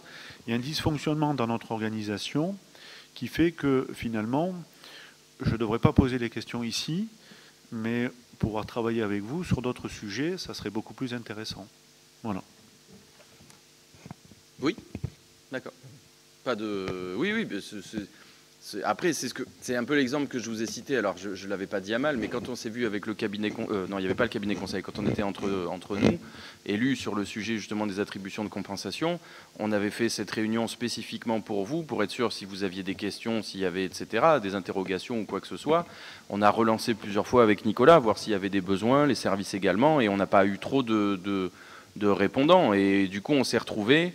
la discussion s'est faite publiquement. Alors c'est vrai qu'il n'y avait pas la presse, mais comprenez, si vous êtes sur cette logique-là médiatique, c'est pas la même chose que la logique politique. Moi, je ne suis pas sur une logique médiatique. Je suis sur une logique simplement de base, de comprendre des chiffres, de comprendre des stratégies, des intentions, et c'est tout.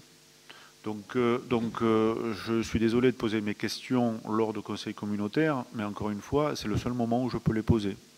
Mais c'est fait pour, il n'y a pas de difficulté. Hein. Faut pas vous sentir mal à l'aise, je ne sais pas comment dire, mais il ne faut pas... Voilà, puis on en reparlera, je ne me fais pas d'illusions. Mais je ne me fais pas d'illusions non plus. Si on veut que les choses aillent vite, il faut donner des marges de manœuvre financières à la CCPRO. Si on n'en a pas, passez-moi l'expression, mais c'est comme faire quelque chose dans un violon, quoi. Si on veut faire des choses, il faut des sous. Voilà. Madame Normani, je vous en prie. Oui, je reviendrai tout à l'heure sur le budget des transports, mais je rebondis sur les remarques au sujet du tourisme, bien sûr. Quand je parle de développement économique et de développement d'entreprises, cela inclut bien sûr les entreprises à caractère touristique et culturel, qui me semblent évidemment des entreprises à développer sur notre territoire en cohérence avec nos atouts et notre potentiel. Vous parlez d'empêchement de zones qui ne seraient pas ouvertes à la construction d'entreprises. Avant, effectivement, d'aller sur ces sujets où, effectivement, il y a possibilité d'avoir des empêchements, j'attire votre attention sur le fait qu'on a évoqué à plusieurs reprises la zone de la Violette, qu'on a évoqué à plusieurs reprises la zone de la Grange Blanche côté Jonquière, que j'avais posé des questions sur la ZAC des Costières. Je n'ai pas eu de réponse. Donc voilà, moi je suis prête à entendre toutes les réponses et je comprends qu'il y ait des contraintes légales, bien évidemment, mais j'aimerais bien comprendre où sont les points bloquants et avoir des détails sur les dossiers pour être associé d'une façon participative et constructive. J'ai toujours manifesté ma volonté de vouloir participer au plan d'aménagement des pistes cyclables, au plan de développement économique. Donc voilà, je pense que si vous nous associez, il y aura peut-être des choses qui sortiront de façon plus productive. Je suis heureux de vous l'entendre dire, il n'y a pas de difficulté, encore une fois, mais je vous dis, j'ai plutôt, alors sauf si vous avez changé de braquet, mais j'ai plutôt l'habitude de votre part que vous tiriez à boulet rouge sur la zone sud d'Orange, qui est pourtant maintenant nécessaire. La presse s'en empare, Cap Sud se vide, le Pontet se vide, donc on fait zone tampon, ce qui avait été prévu par Jacques Bompard il y a 10 ans. C'est une zone qui explose, donc c'est des ressources supplémentaires. Et je vous ai entendu, vous et l'un de vos collègues à l'époque, dire que c'était pas bien, la zone d'Orange Sud. La Violette, je vous ai entendu attaquer aussi, alors que ça fait partie du foncier qu'on va pouvoir sortir. Moi, je veux bien que vous me disiez maintenant que vous êtes pour le développement économique et qu'il faut qu'on s'entende, mais que ne vous ai-je entendu dire et agonir, ne serait-ce que ces deux zones. Si vous avez changé de braquet, moi j'en suis le plus heureux. Alors, une fois de plus, on a déjà eu cet échange en conseil municipal. Vous ne comprenez rien au développement économique. Une zone commerciale ne rapporte pas de recettes au territoire suffisantes. Ce ne sont pas des entreprises à haute valeur ajoutée. C'est comme la logistique. Ça crée très peu d'emplois et ça ne rapporte pas grand-chose au territoire. Et surtout, ça ne crée pas de dynamique de développement dans d'autres entreprises. Voilà. Et là, les zones commerciales sont arrivées absolument à saturation sur notre territoire et il est vraiment urgent de se tourner vers des entreprises de l'avenir, du numérique, du tourisme, de la culture, qui sont en cohérence avec notre territoire. Voilà. Sur un territoire où on a un taux de pauvreté maximal, je ne vois pas quel est l'intérêt de faire des zones commerciales. Vraiment, je ne vois pas. Parce qu'il y a un besoin, mais si les représentants d'Emmanuel Macron entendaient les besoins des Français, on n'en serait peut-être pas là. Bon, je n'ai pas terminé. Ah non, s'il vous plaît. Que proposez-vous de faire donc des 3 millions d'excédents du budget des mobilités, puisqu'on cherche de l'argent a priori pour investir? Ah, mais là, très franchement, là, on est sur le budget orangeois. Nos collègues des autres communes ont été suffisamment patients. On se voit, on va avoir le débat d'orientation budgétaire orangeois. Plus maintenant, c'est un budget communautaire. Donc, qu'avez-vous prévu pour ces 3 millions d'excédents? Si Nicolas Paget veut... Ben oui, ils sont sur le compte, sur le budget principal. On en reparlera au budget orangeois. Oui, ça a été transféré sur le budget général, je vous l'ai dit. Budget général de la CCPRO? De la ville d'Orange. Et pour quelle raison? Vous l'avez voté. Et pour quelle raison? Parce que c'était l'argent des Orangeois. Le budget de transport, d'investissement, je ne comprends pas. Je vais vous expliquer quelque chose de très simple. Ben, oui, c'était l'argent collecté par les Orangeois, sur le dos des Orangeois. D'accord. Bon. On est sur une interco où déjà c'est essentiellement Orange et Courthézon qui alimentons les autres communes. Bon. Normalement, alors je suis désolé, on refait le débat, je suis toujours un peu surprise quand une élue d'Orange défend plutôt l'intérêt des autres communes que l'intérêt de la ville d'Orange. Ça vous regarde, mais c'est chronique, on a connu d'autres opposants en d'autres temps qui avaient toujours cette position. Ça n'est pas la position politique que nous avons prise. Maintenant, si vous voulez défendre auprès des Orangeois qui donnent déjà énormément à cette interco, qu'on aurait mieux fait de leur prendre encore 3 millions d'euros supplémentaires pour donner aux autres communes, alors que c'est une intercommunalité qui repose essentiellement sur la solidarité orangeoise et courthézonnaise, bah, écoutez, c'est un positionnement politique qui vous regarde. Voilà. S'il vous plaît. Ah oui, en plus, on a financé... Alors, merci, Monsieur Vix. On a financé les restes à réaliser qui restaient alors qu'on n'était pas obligé de le faire. C'est-à-dire qu'on aurait pu mettre cru et nu. S'il vous plaît. Oui. Alors, d'une part, ce sont les entreprises qui payent la taxe transport, pas les Orangeois. Ça, c'est une première chose. Les entreprises orangeoises, quand même. Hein. Pas... Et les entreprises de rien y connaître au développement économique, orangeoises mais la fiscalité, qui fonctionnent quand même. avec l'ensemble du bassin, parce que les entreprises orangeoises ne travaillent pas qu'avec les Orangeois. Elles travaillent avec tout le bassin de vie du pays d'Orange, et voire même à l'extérieur. Donc ça dépasse complètement, c'est d'où la logique de faire une communauté de communes, puisque nous sommes tous dans la même dynamique de développement. Ce que je voulais dire simplement, c'est que là, vous privez le budget des transports de 3 millions d'investissements, alors que nous avons des bus obsolètes, des bus qu'il faut moderniser par rapport au transport qui doit être plus flexible et de plus petites unités, moins polluantes, qu'il faut également créer un ensemble de pistes cyclables. Nous savons que c'est un point majeur pour l'attractivité de notre territoire d'un point de vue du tourisme. Comment allez-vous financer tout ça si vous dépossédez le budget des transports que vous avez transmis à la CCPRO en gardant ces 3 millions d'excédents qui ont été mis de côté pour investir, pour justement améliorer tous ces points qui sont en retard, une fois de plus, sur ce qu'il aurait fallu faire avant. Je crois que vous ne m'écoutez pas beaucoup, ça me fait de la peine. Les pistes cyclables, par essence, ne sont pas subventionnées par le compte mobilité. Elles sont subventionnées par le budget VRD. C'est quand on va faire des voiries qu'on va aménager, même ne serait-ce fût-elles des pistes cyclables intégrales, elles seront subventionnées, payées par le budget VRD. C'est tout. La délégation mobilité, mais vous pouvez dire non, c'est comme ça. Hein.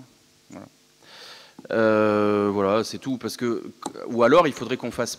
Ou alors, si on suit votre logique, hein, si vous voulez qu'on subventionne toutes les pistes cyclables avec le budget mobilité, on se revoit le mois prochain, on fait péter le taux à 10%. Et alors là, on va en faire de la piste cyclable, hein, mais je ne suis pas sûr que les entreprises de plus de 11 personnels soient satisfaites. C'est n'importe quoi ce que vous racontez. C'est pas comme ça que ça marche.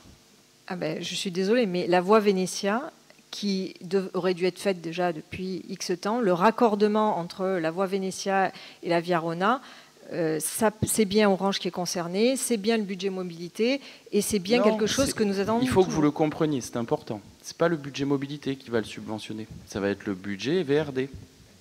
C'est important. Ben, écoutez, moi je pense que... Non, mais vous pouvez penser ce que vous voulez, c'est très bien même, hein. Mais c'est comme ça. Bon, alors associez-moi à ce projet. Comme ça, j'en serai plus clair. Ce sera plus clair pour moi. Tout à fait. Est-ce qu'il y a d'autres questions? C'est juste une remarque, en fait. Oui, monsieur Brunet. Pour clarifier, le budget mobilité, c'est 0,55% de mémoire, en fait. 0,50. Je crois qu'on l'a descendu à 0,50, non? On l'a descendu à 0,50. C'est 0,50. Alors, c'est un impôt pour toutes les sociétés non, que pour plus de 11 salariés. Exact. Plus de 11 salariés, alors, pour que ça soit clair. Donc, société de plus de 11 salariés, mais pour toutes les communes. Pas simplement pour Orange, hein, c'est bien ça. Donc ça veut dire que s'il y a des excédents sur ce budget-là, ou les excédents, ou les projets, ces excédents seront répartis sur des projets pour les 5 communes. Non mais c'est ce que j'essaye de vous dire, c'est que c'est dérisoire ça, hein, par rapport aux investissements nécessaires. Ou alors, il faudrait qu'on fasse porter le vélo-route sur l'intégralité des entreprises de plus de 11 salariés, et donc il faudrait qu'on fasse, mais excusez-moi du terme, mais péter le taux. Donc non, c'est au budget général d'abonder ça. Le budget mobilité pourra abonder, mais très ponctuellement, mais il n'en aurait jamais la capacité de faire des véloroutes massives. Il faut le rentrer dans le budget général. Sauf si on veut saigner les entreprises de plus de 11 salariés. Mais je t'en prie. À titre d'exemple, les recettes mobilité pour la commune de Courthézon sont estimées peu ou prou à 130 000 € à l'année. Le bout de piste cyclable que nous allons faire du pont d'autoroute jusqu'à la route de Châteauneuf, et on espère rejoindre un jour, c'est à peu près 700 000 €. Donc il nous faudrait quelques années de cotisation pour Courthézon. Ou on fait péter le taux comme tu veux, hein, mais je ne suis pas sûr que les entreprises courthézonnaises l'apprécient. Pardon. Est-ce qu'il y a d'autres questions? Non? Oui, Madame Maffre, je vous en prie. Non, juste une petite précision concernant encore une fois le vélo. Effectivement, il y a les pistes cyclables, pardon. Effectivement, c'est très cher. Mais voilà, encore une fois, si on a à l'esprit le fait qu'on veuille développer le vélotourisme, il faut effectivement avoir le réflexe quand on fait de la voirie. On pense aussi voie partagée, ça minimise les coûts. Et ça va dans l'intérêt du développement du vélotourisme. Je suis entièrement d'accord avec vous, Madame Maffrin, et on essaye de faire en sorte que ce soit systémique. Mais encore une fois, ça ne pourra aller qu'à la vitesse de ce que l'Interco aura comme fonds propres. Est-ce qu'il y a d'autres questions? Oui, Monsieur Marquesto. Ouais. Oui, donc je voulais préciser quand même qu'il n'y a pas que la communauté de communes qui s'occupe de la Via Venezia, il y a un syndicat et que tout passe par le département. C'est-à-dire que nous, on pourrait voter un budget de 400 millions d'euros. Si le département ne veut pas faire, on ne fait pas. Et là, le département a décidé de le faire avant le 31 décembre 2022. Ça sera fait avant le 31 décembre 2022. Mais ça ne sera pas M. Bompard qui va le faire. C'est le département. Nous, on ne fait que cotiser, c'est tout. Oui, sauf les ouvrages, effectivement, Claude le précise, sauf les ouvrages d'art qui sont à notre charge et qu'on paye pour finir de mailler le réseau. Mais oui, effectivement. Oui. Est-ce qu'il y a d'autres questions? Non, chers collègues. Ah oui, Madame Maffre. Histoire de boucler la boucle, et pour répondre à monsieur, effectivement, le département, et n'oublions pas Vaucluse Provence Attractivité, qui est un satellite du département. Il y a une antenne vélo avec des spécialistes du développement vélo au sens large du terme, avec lesquels on travaille, et on cotise à Vaucluse Provence Attractivité. Donc avec ça, si on n'y arrive pas, on a l'outil au complet. Alors, Madame Maffre, vas-y, rebondis. Pardon, oui, Nicolas. Je ne peux pas m'empêcher, si on parle de Vaucluse Provence Attractivité. Sur le papier, c'est vrai que ça a l'air super, Vaucluse Provence Attractivité. Dans la pratique, il y a beaucoup à faire. Et d'ailleurs, on les attend avec impatience venir se justifier auprès de nous. D'abord, sur notre classement auprès du territoire. On est un peu les oubliés de la vallée du Rhône. Et puis parce que lorsqu'ils nous font des recommandations d'entreprise, les premières entreprises qu'ils nous envoient, c'est de la logistique. Je peux? Oui, allez-y. Nicolas, c'est un débat. je partage. Et effectivement, nous sommes d'accord pour les entreprises, ou pour, plutôt contre d'ailleurs, les entreprises logistiques. Il en faut, mais pas trop. Je pense que chez nous, on est largement pourvu. Je parlais de l'antenne vélo. Voilà. C'est vrai, en plus l'agent était une agent à l'Interco qui est vraiment connue pour être brillante et bien connaître son métier. Donc mais c'est vrai que, excusez-moi, mais je rebondis sur ce que vous dites, Madame Maffre, mais on en a discuté en bureau. On a reçu un courrier de VPA. Alors, je ne veux pas les agonir, hein, ce n'est pas la question, mais on a reçu un courrier de VPA qui nous désignait, alors qu'on est la jonction via Rona, via Venezia, donc un point unique en France, hein, dans le département, mais en France, il nous désignait comme en gros la zone vallée du Rhône. Alors, je ne suis pas très fort en géographie, mais la vallée du Rhône, ça va de Vienne jusqu'à Marseille, grosso modo. Donc là, alors on va demander à les voir à nouveau, parce que je sais que Christophe les a vus, je ne sais pas trop comment ça s'est passé, on n'a pas eu le temps de se revoir. Mais typiquement, sur des questions de marketing territorial, il ne faudrait pas qu'on soit seul. Et j'ai un peu du mal à comprendre la démarche de VPA qui nous écrit en nous disant ben non, on ne peut pas mettre des noms d'interco, donc on va vous désigner comme le point de jonction Vallée du Rhône, ce qui est un non-sens parce que quasiment tout l'ouest du Vaucluse, c'est la Vallée du Rhône, une partie. Et donc, il faudrait un peu que nos partenaires institutionnels, donc le département et la région, sans vouloir les agonir, mais mettent eux un peu en œuvre, alors là je parle surtout au département, mettre un peu en œuvre un marketing territorial digne de ce nom et qui mette un peu en avant notre territoire, parce qu'effectivement quand même on a quand même la chance d'avoir Châteauneuf-du-Pape. Ça fait 3 ou 4 ans que je demande à mes collègues au département qu'on mette ne serait-ce qu'un truc tout con, hein, un panneau au bord de l'autoroute de ceux qui viennent du nord de la 7 pour dire que si on sort à Orange, on sort à Châteauneuf-du-Pape. Ça fait 3 ans que j'ai dû écrire ça. L'État n'est pas motivé pour des raisons que j'ignore, alors qu'on aurait tout intérêt. Là aussi, c'est de la captation de clientèle, hein, très concrètement. J'ai du mal à comprendre que VPA ne mette pas plus la terre des... Ils appellent ça comme ils veulent, peu importe. Le pays d'Orange, le pays de Châteauneuf-du-Pape, la terre des papes, le meilleur vignoble du monde, comme tu veux, Claude. Si vous voulez, ils ont des outils qui sont supplémentaires, et je regrette un peu qu'eux-mêmes, dans leur marketing territorial, nuisent un peu à leur territoire. Parce que Vallée du Rhône, c'est un non-sens. Et eux-mêmes mettraient plus en avant cette... alors, ça va se faire en termes d'infrastructure, donc je doute pas que ça... Enfin, j'espère que ça se fera en termes de marketing territorial. Nous, on va faire du tambour aussi. On le fait un peu par les événements qu'on met culturels qu'on fait à Orange, qui font venir du monde, mais... Et donc on commence à se faire connaître, et notamment par les jeunes, mais c'est poussif, et les partenaires institutionnels, on les trouve un peu... en deçà des avantages que notre territoire, que notre territoire et notre terroir représentent en termes historiques, patrimonial, culturels, etc. Bon, enfin bref, on écrira, mais on a un peu rebondi sur l'occasion là. Hein. Voilà. Oui, vas-y, Claude, je t'en prie. Excusez-moi, juste pour finir, en complément de ce que dit Yann, on en a déjà parlé ici, et Claudine, pour répondre à ta question, et Madame Normani aussi. C'est quand même un fait incontestable ce qui va se passer dans les années à venir. Je ne veux pas être redondant, on en a déjà parlé, et c'est pour ça qu'on l'a redit au département, de ce point de vue-là, aux techniciens du département, et j'en avais parlé à Christelle aussi, qui va nous aider de ce point de vue-là. Mais c'est vrai qu'ils ont défini 4 entités sur le plan vélo, entre autres, du Vaucluse. Et ils ont défini Avignon, ils ont défini Luberon, ils ont défini Ventoux, et pour nous, le Nord Vaucluse, vous vous rendez compte, on est Vallée du Rhône. Alors qu'Avignon est tout autant Vallée du Rhône à ce moment-là, si on va au bout des choses. Donc la spécificité, on aurait pu, par exemple, moi je leur ai suggéré, bon j'en ai parlé, la Via des Vins. La Via des Vins, puisque toutes les communes de l'Interco, pour le coup, font du vin. C'est la caractéristique qu'on a des 5 communes de l'Interco. Alors certes, du vin d'appellation, du vin de table, et peu importe, très bien. On fait tous du vin, que ce soit même à Jonquière, même à Caderousse ou quoi que ce soit. On a cette spécificité-là. Bon, pour l'instant, ça n'a pas été entendu.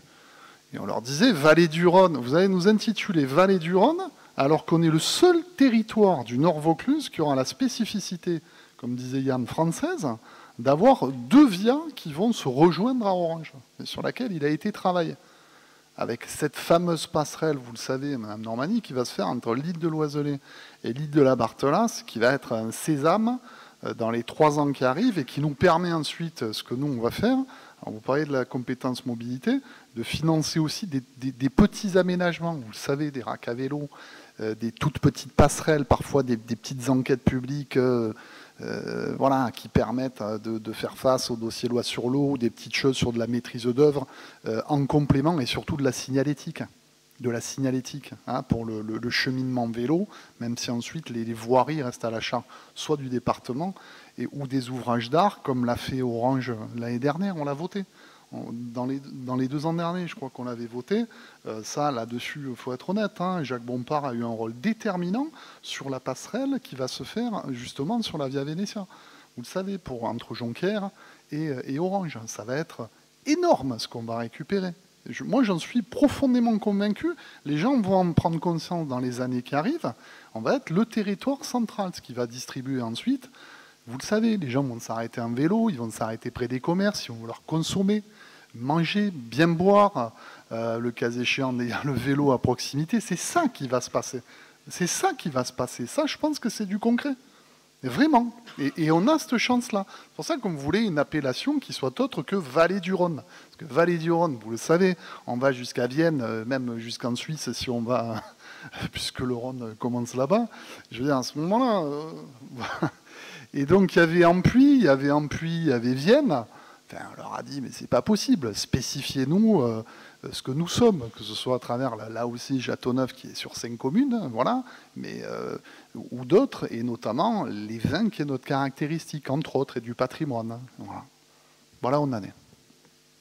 Je te remercie, Claude. Je crois que notre problème, c'est qu'on fait on utilise beaucoup de savon, mais on n'est pas assez bon sur la mousse, à mon avis. Oui, Madame Normani. Oui, je rejoins complètement votre enthousiasme. Je trouve que cette idée de route des vins, effectivement, est très intéressante. Donc, je souscris complètement. Je suis tout à fait dans la même dynamique que vous pour dire que c'est un point essentiel pour notre territoire et notre attractivité. Mais du coup, vous allez devoir m'expliquer pourquoi on se prive de 3 millions d'euros de financement pour développer tout ça, y compris notamment le pont Bélé qui doit être instruit par la maîtrise d'ouvrage par la CC Pro pour les compensations liées à l'extension de la carrière Maroncélie. Je pense que c'est quelque chose qui avait été oublié dans la délibération, mais que moi je n'ai pas oublié. Donc je le rappellerai régulièrement. Mais ça fait partie, tout ça, de dépenses effectivement qui vont être à financer. Moi, je considère que ces 3 millions d'euros, ce ne sont pas l'argent des Orangeois, ce sont l'argent des gens du pays d'Orange qui ont payé la taxe de transport et qui, indirectement, en consommant sur le pays d'Orange, et donc ils doivent attendre un service qui doit évoluer, qui doit se moderniser, qui doit fonctionner avec des plus petites unités, plus d'horaires, plus de régularité, et notamment créer du lien aussi entre les communes, notamment pour la jeunesse, et également pour les touristes. Donc je pense que ces 3 millions vont certainement manquer aux projets futurs qui nous attendent pour le développement de l'attractivité de notre territoire, dont nous attendons avec extrême impatience le plan de présentation qu'on nous promet depuis maintenant 2 ans. Voilà.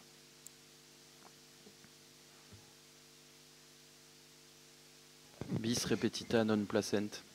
Tris même. Non, je demandais à Nicolas si on... Mais je ne vais pas vous répéter 25 000 fois les mêmes choses. Enfin, je veux dire, au bout d'un moment... C'est bon? Non, on prend acte en plus. On prend acte. C'est bon? Vous le répéterez la prochaine fois, comme ça sera neuf. Enfin non, mais ça fera chier tout. Enfin, pardon. Ok, est-ce que c'est bon? Non, parce que je vois que nos collègues commencent un peu à fatiguer. Alors, donc on a pris acte. Dossier suivant. Convention de superposition... Ah non, oui, on prend acte. Convention de superposition d'affectation portant sur une dépendance du domaine public de SNCF Gare et Connexion. Alors, je vais vous le faire très bref. Vous savez qu'on est en train de rénover le pôle d'échange multimodal à Orange. Et donc, c'est une convention pour les aménagements, pour permettre surtout à l'Interco de pouvoir intervenir sur les zones qui lui revient. Et il en va de même pour la SNCF. Et on devrait... avoir fini en septembre. Parce qu'on a encore pris du retard, mais c'est pas nous, c'est la SNCF. Est-ce qu'il y a des questions? Non, pas de questions? Si, il y a des questions? Pardon, oui, je vous en prie. Juste une petite, c'est au sujet du parc relais. En fait, il me semble qu'elle n'apparaît pas dans la liste des aménagements, mais c'était juste une question pour savoir si c'était plus tard, si ça avait déjà été traité. En fait, voilà. On me dit que c'est fini. Donc la convention a déjà été validée et exécutée, en fait, c'est ça? Non, on avait acheté les terrains. D'accord. Okay. Voilà. Donc ça, c'est tout bon. Est-ce qu'il y a d'autres questions, chers collègues? Non? On passe au vote?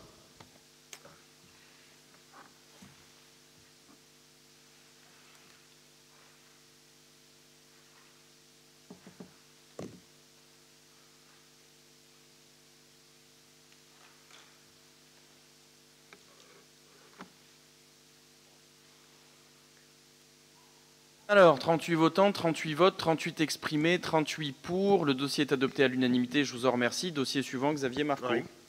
Monsieur le Président, donc il s'agit de l'approbation du plan de gestion de la zone humide des Torrépalus sur la commune de Courthézon.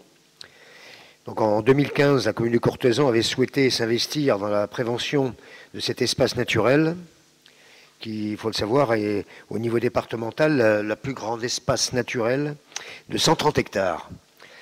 Donc, on a progressivement, dans le cadre de la GEMAPI, gestion des milieux aquatiques et prévention des inondations, on a fait un appel à projet. Entre 2007 et 2019, ça a été géré par l'intercommunalité. Ensuite, on a passé, en faisant le transfert de la compétence GEMAPI pour l'outil qui est donc le syndicat de Louvèze, nous avons passé cette gestion au syndicat. Donc, il nous demande de délibérer pour l'approbation d'un plan de gestion de cette zone humide, voilà, qui va donc courir de la période 2022 à 2026. Vous aviez en pièce annexe un gros dossier très copieux, très volumineux, où toutes les actions qui seront à mener sur ce site, bon, il y a eu d'abord toutes les analyses, les études qui ont été menées ces 2 dernières années, et là maintenant dans le plan de gestion, vous avez toutes les actions qui doivent être menées dans les 5 ans à venir, avec un plan de répartition financier, qui est donc entre l'agence de l'eau, bien entendu, qui prend à sa charge 40% de tous les frais sur les 5 années, le département 25%, la commune de Courthézon 5%, le SMOP partagé pour moitié, parce qu'il s'agit d'un intérêt local, donc partagé avec le SMOP à hauteur de 50%, donc de la somme globale sur les 5 années pour le SMOP, c'est-à-dire globalement... il y a 92 000 €, on en aura donc à financer la moitié, réparti sur 5 années, ça fait globalement 9 000 € pour l'interco chaque année, quoi, en gros. Voilà, pour le plan de gestion. Donc il nous appartient maintenant de le voter, bien entendu. Donc il est demandé au Conseil communautaire de bien vouloir valider ce projet, qui est donc présenté par le syndicat mixte de Louvèze-Provençal, approuver les contributions financières inhérentes à la mise en œuvre de ce projet et autoriser le président ou son représentant à signer tous les actes afférents à la présente délibération. Voilà pour faire court, Président. Merci beaucoup. Y a-t-il des questions? Oui, Monsieur Vaton. Oui, merci. Oui, vous avez fait remarquer que c'était sur 130 hectares, donc c'est une surface très très importante, et d'autant plus qu'il y a plus de 400 parcelles sur cette zone-là, et donc et notamment il y a 10 habitations très importantes, il y a même plus que 10 habitations, et il y a des mailles magnifiques, donc c'est vraiment un lieu important.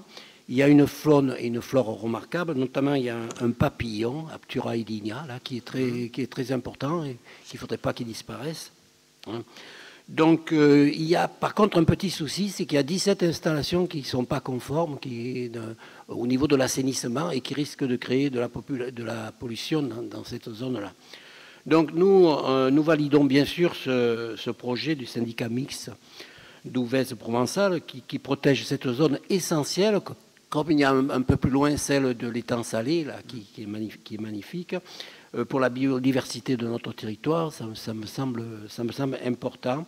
Et même ce que nous souhaitons, c'est que l'exemple de cette étude inspirera la mairie d'Orange afin qu'elle prenne les mêmes engagements pour le quartier de l'Étang qui est abandonné à l'heure actuelle, et d'essayer d'abandonner tout projet de bétonisation qui risque de se faire dans cette zone.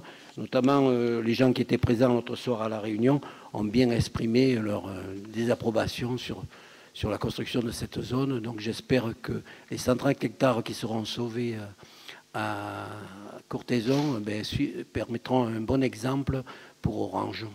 Je vous remercie. Je me demande, Monsieur Vaton, si vous auriez pu faire l'espace Claudius avec la réglementation actuelle qui a dévisagé la ville d'Orange. Je peux vous répondre? Donc maintenant, non. Donc maintenant qu'il y a des réglementations qui sont ce qu'elles sont, on se pliera aux réglementations qui sont ce qu'elles sont. Voilà. On passe au vote? Oui, si vous voulez, ce sera le deuxième cadeau de la séance. Bien sûr. L'espace Claudius, vous savez très bien que ce n'est pas moi qui l'ai construit. Ah, c'était votre majorité. Et que, justement, c'est une des raisons pour lesquelles j'avais démissionné à l'époque, puisque je n'étais pas d'accord sur le projet de l'espace Claudius. Sûrement. Donc, vous racontez, comme vous faites souvent, des amalgames et des mensonges. Des amalgames honteux. C'est tout qu'amalgame? Non. Et mensonges. Mensonges. C'est bon? On vote ou pas? C'est fini? Enfin, en tout cas, Claudius est là. On s'en rappellera. On vote, là. On vote? Allez, on vote. Excusez-moi encore, chers collègues, pour l'énième déviation orangeoise. J'en suis très désolé.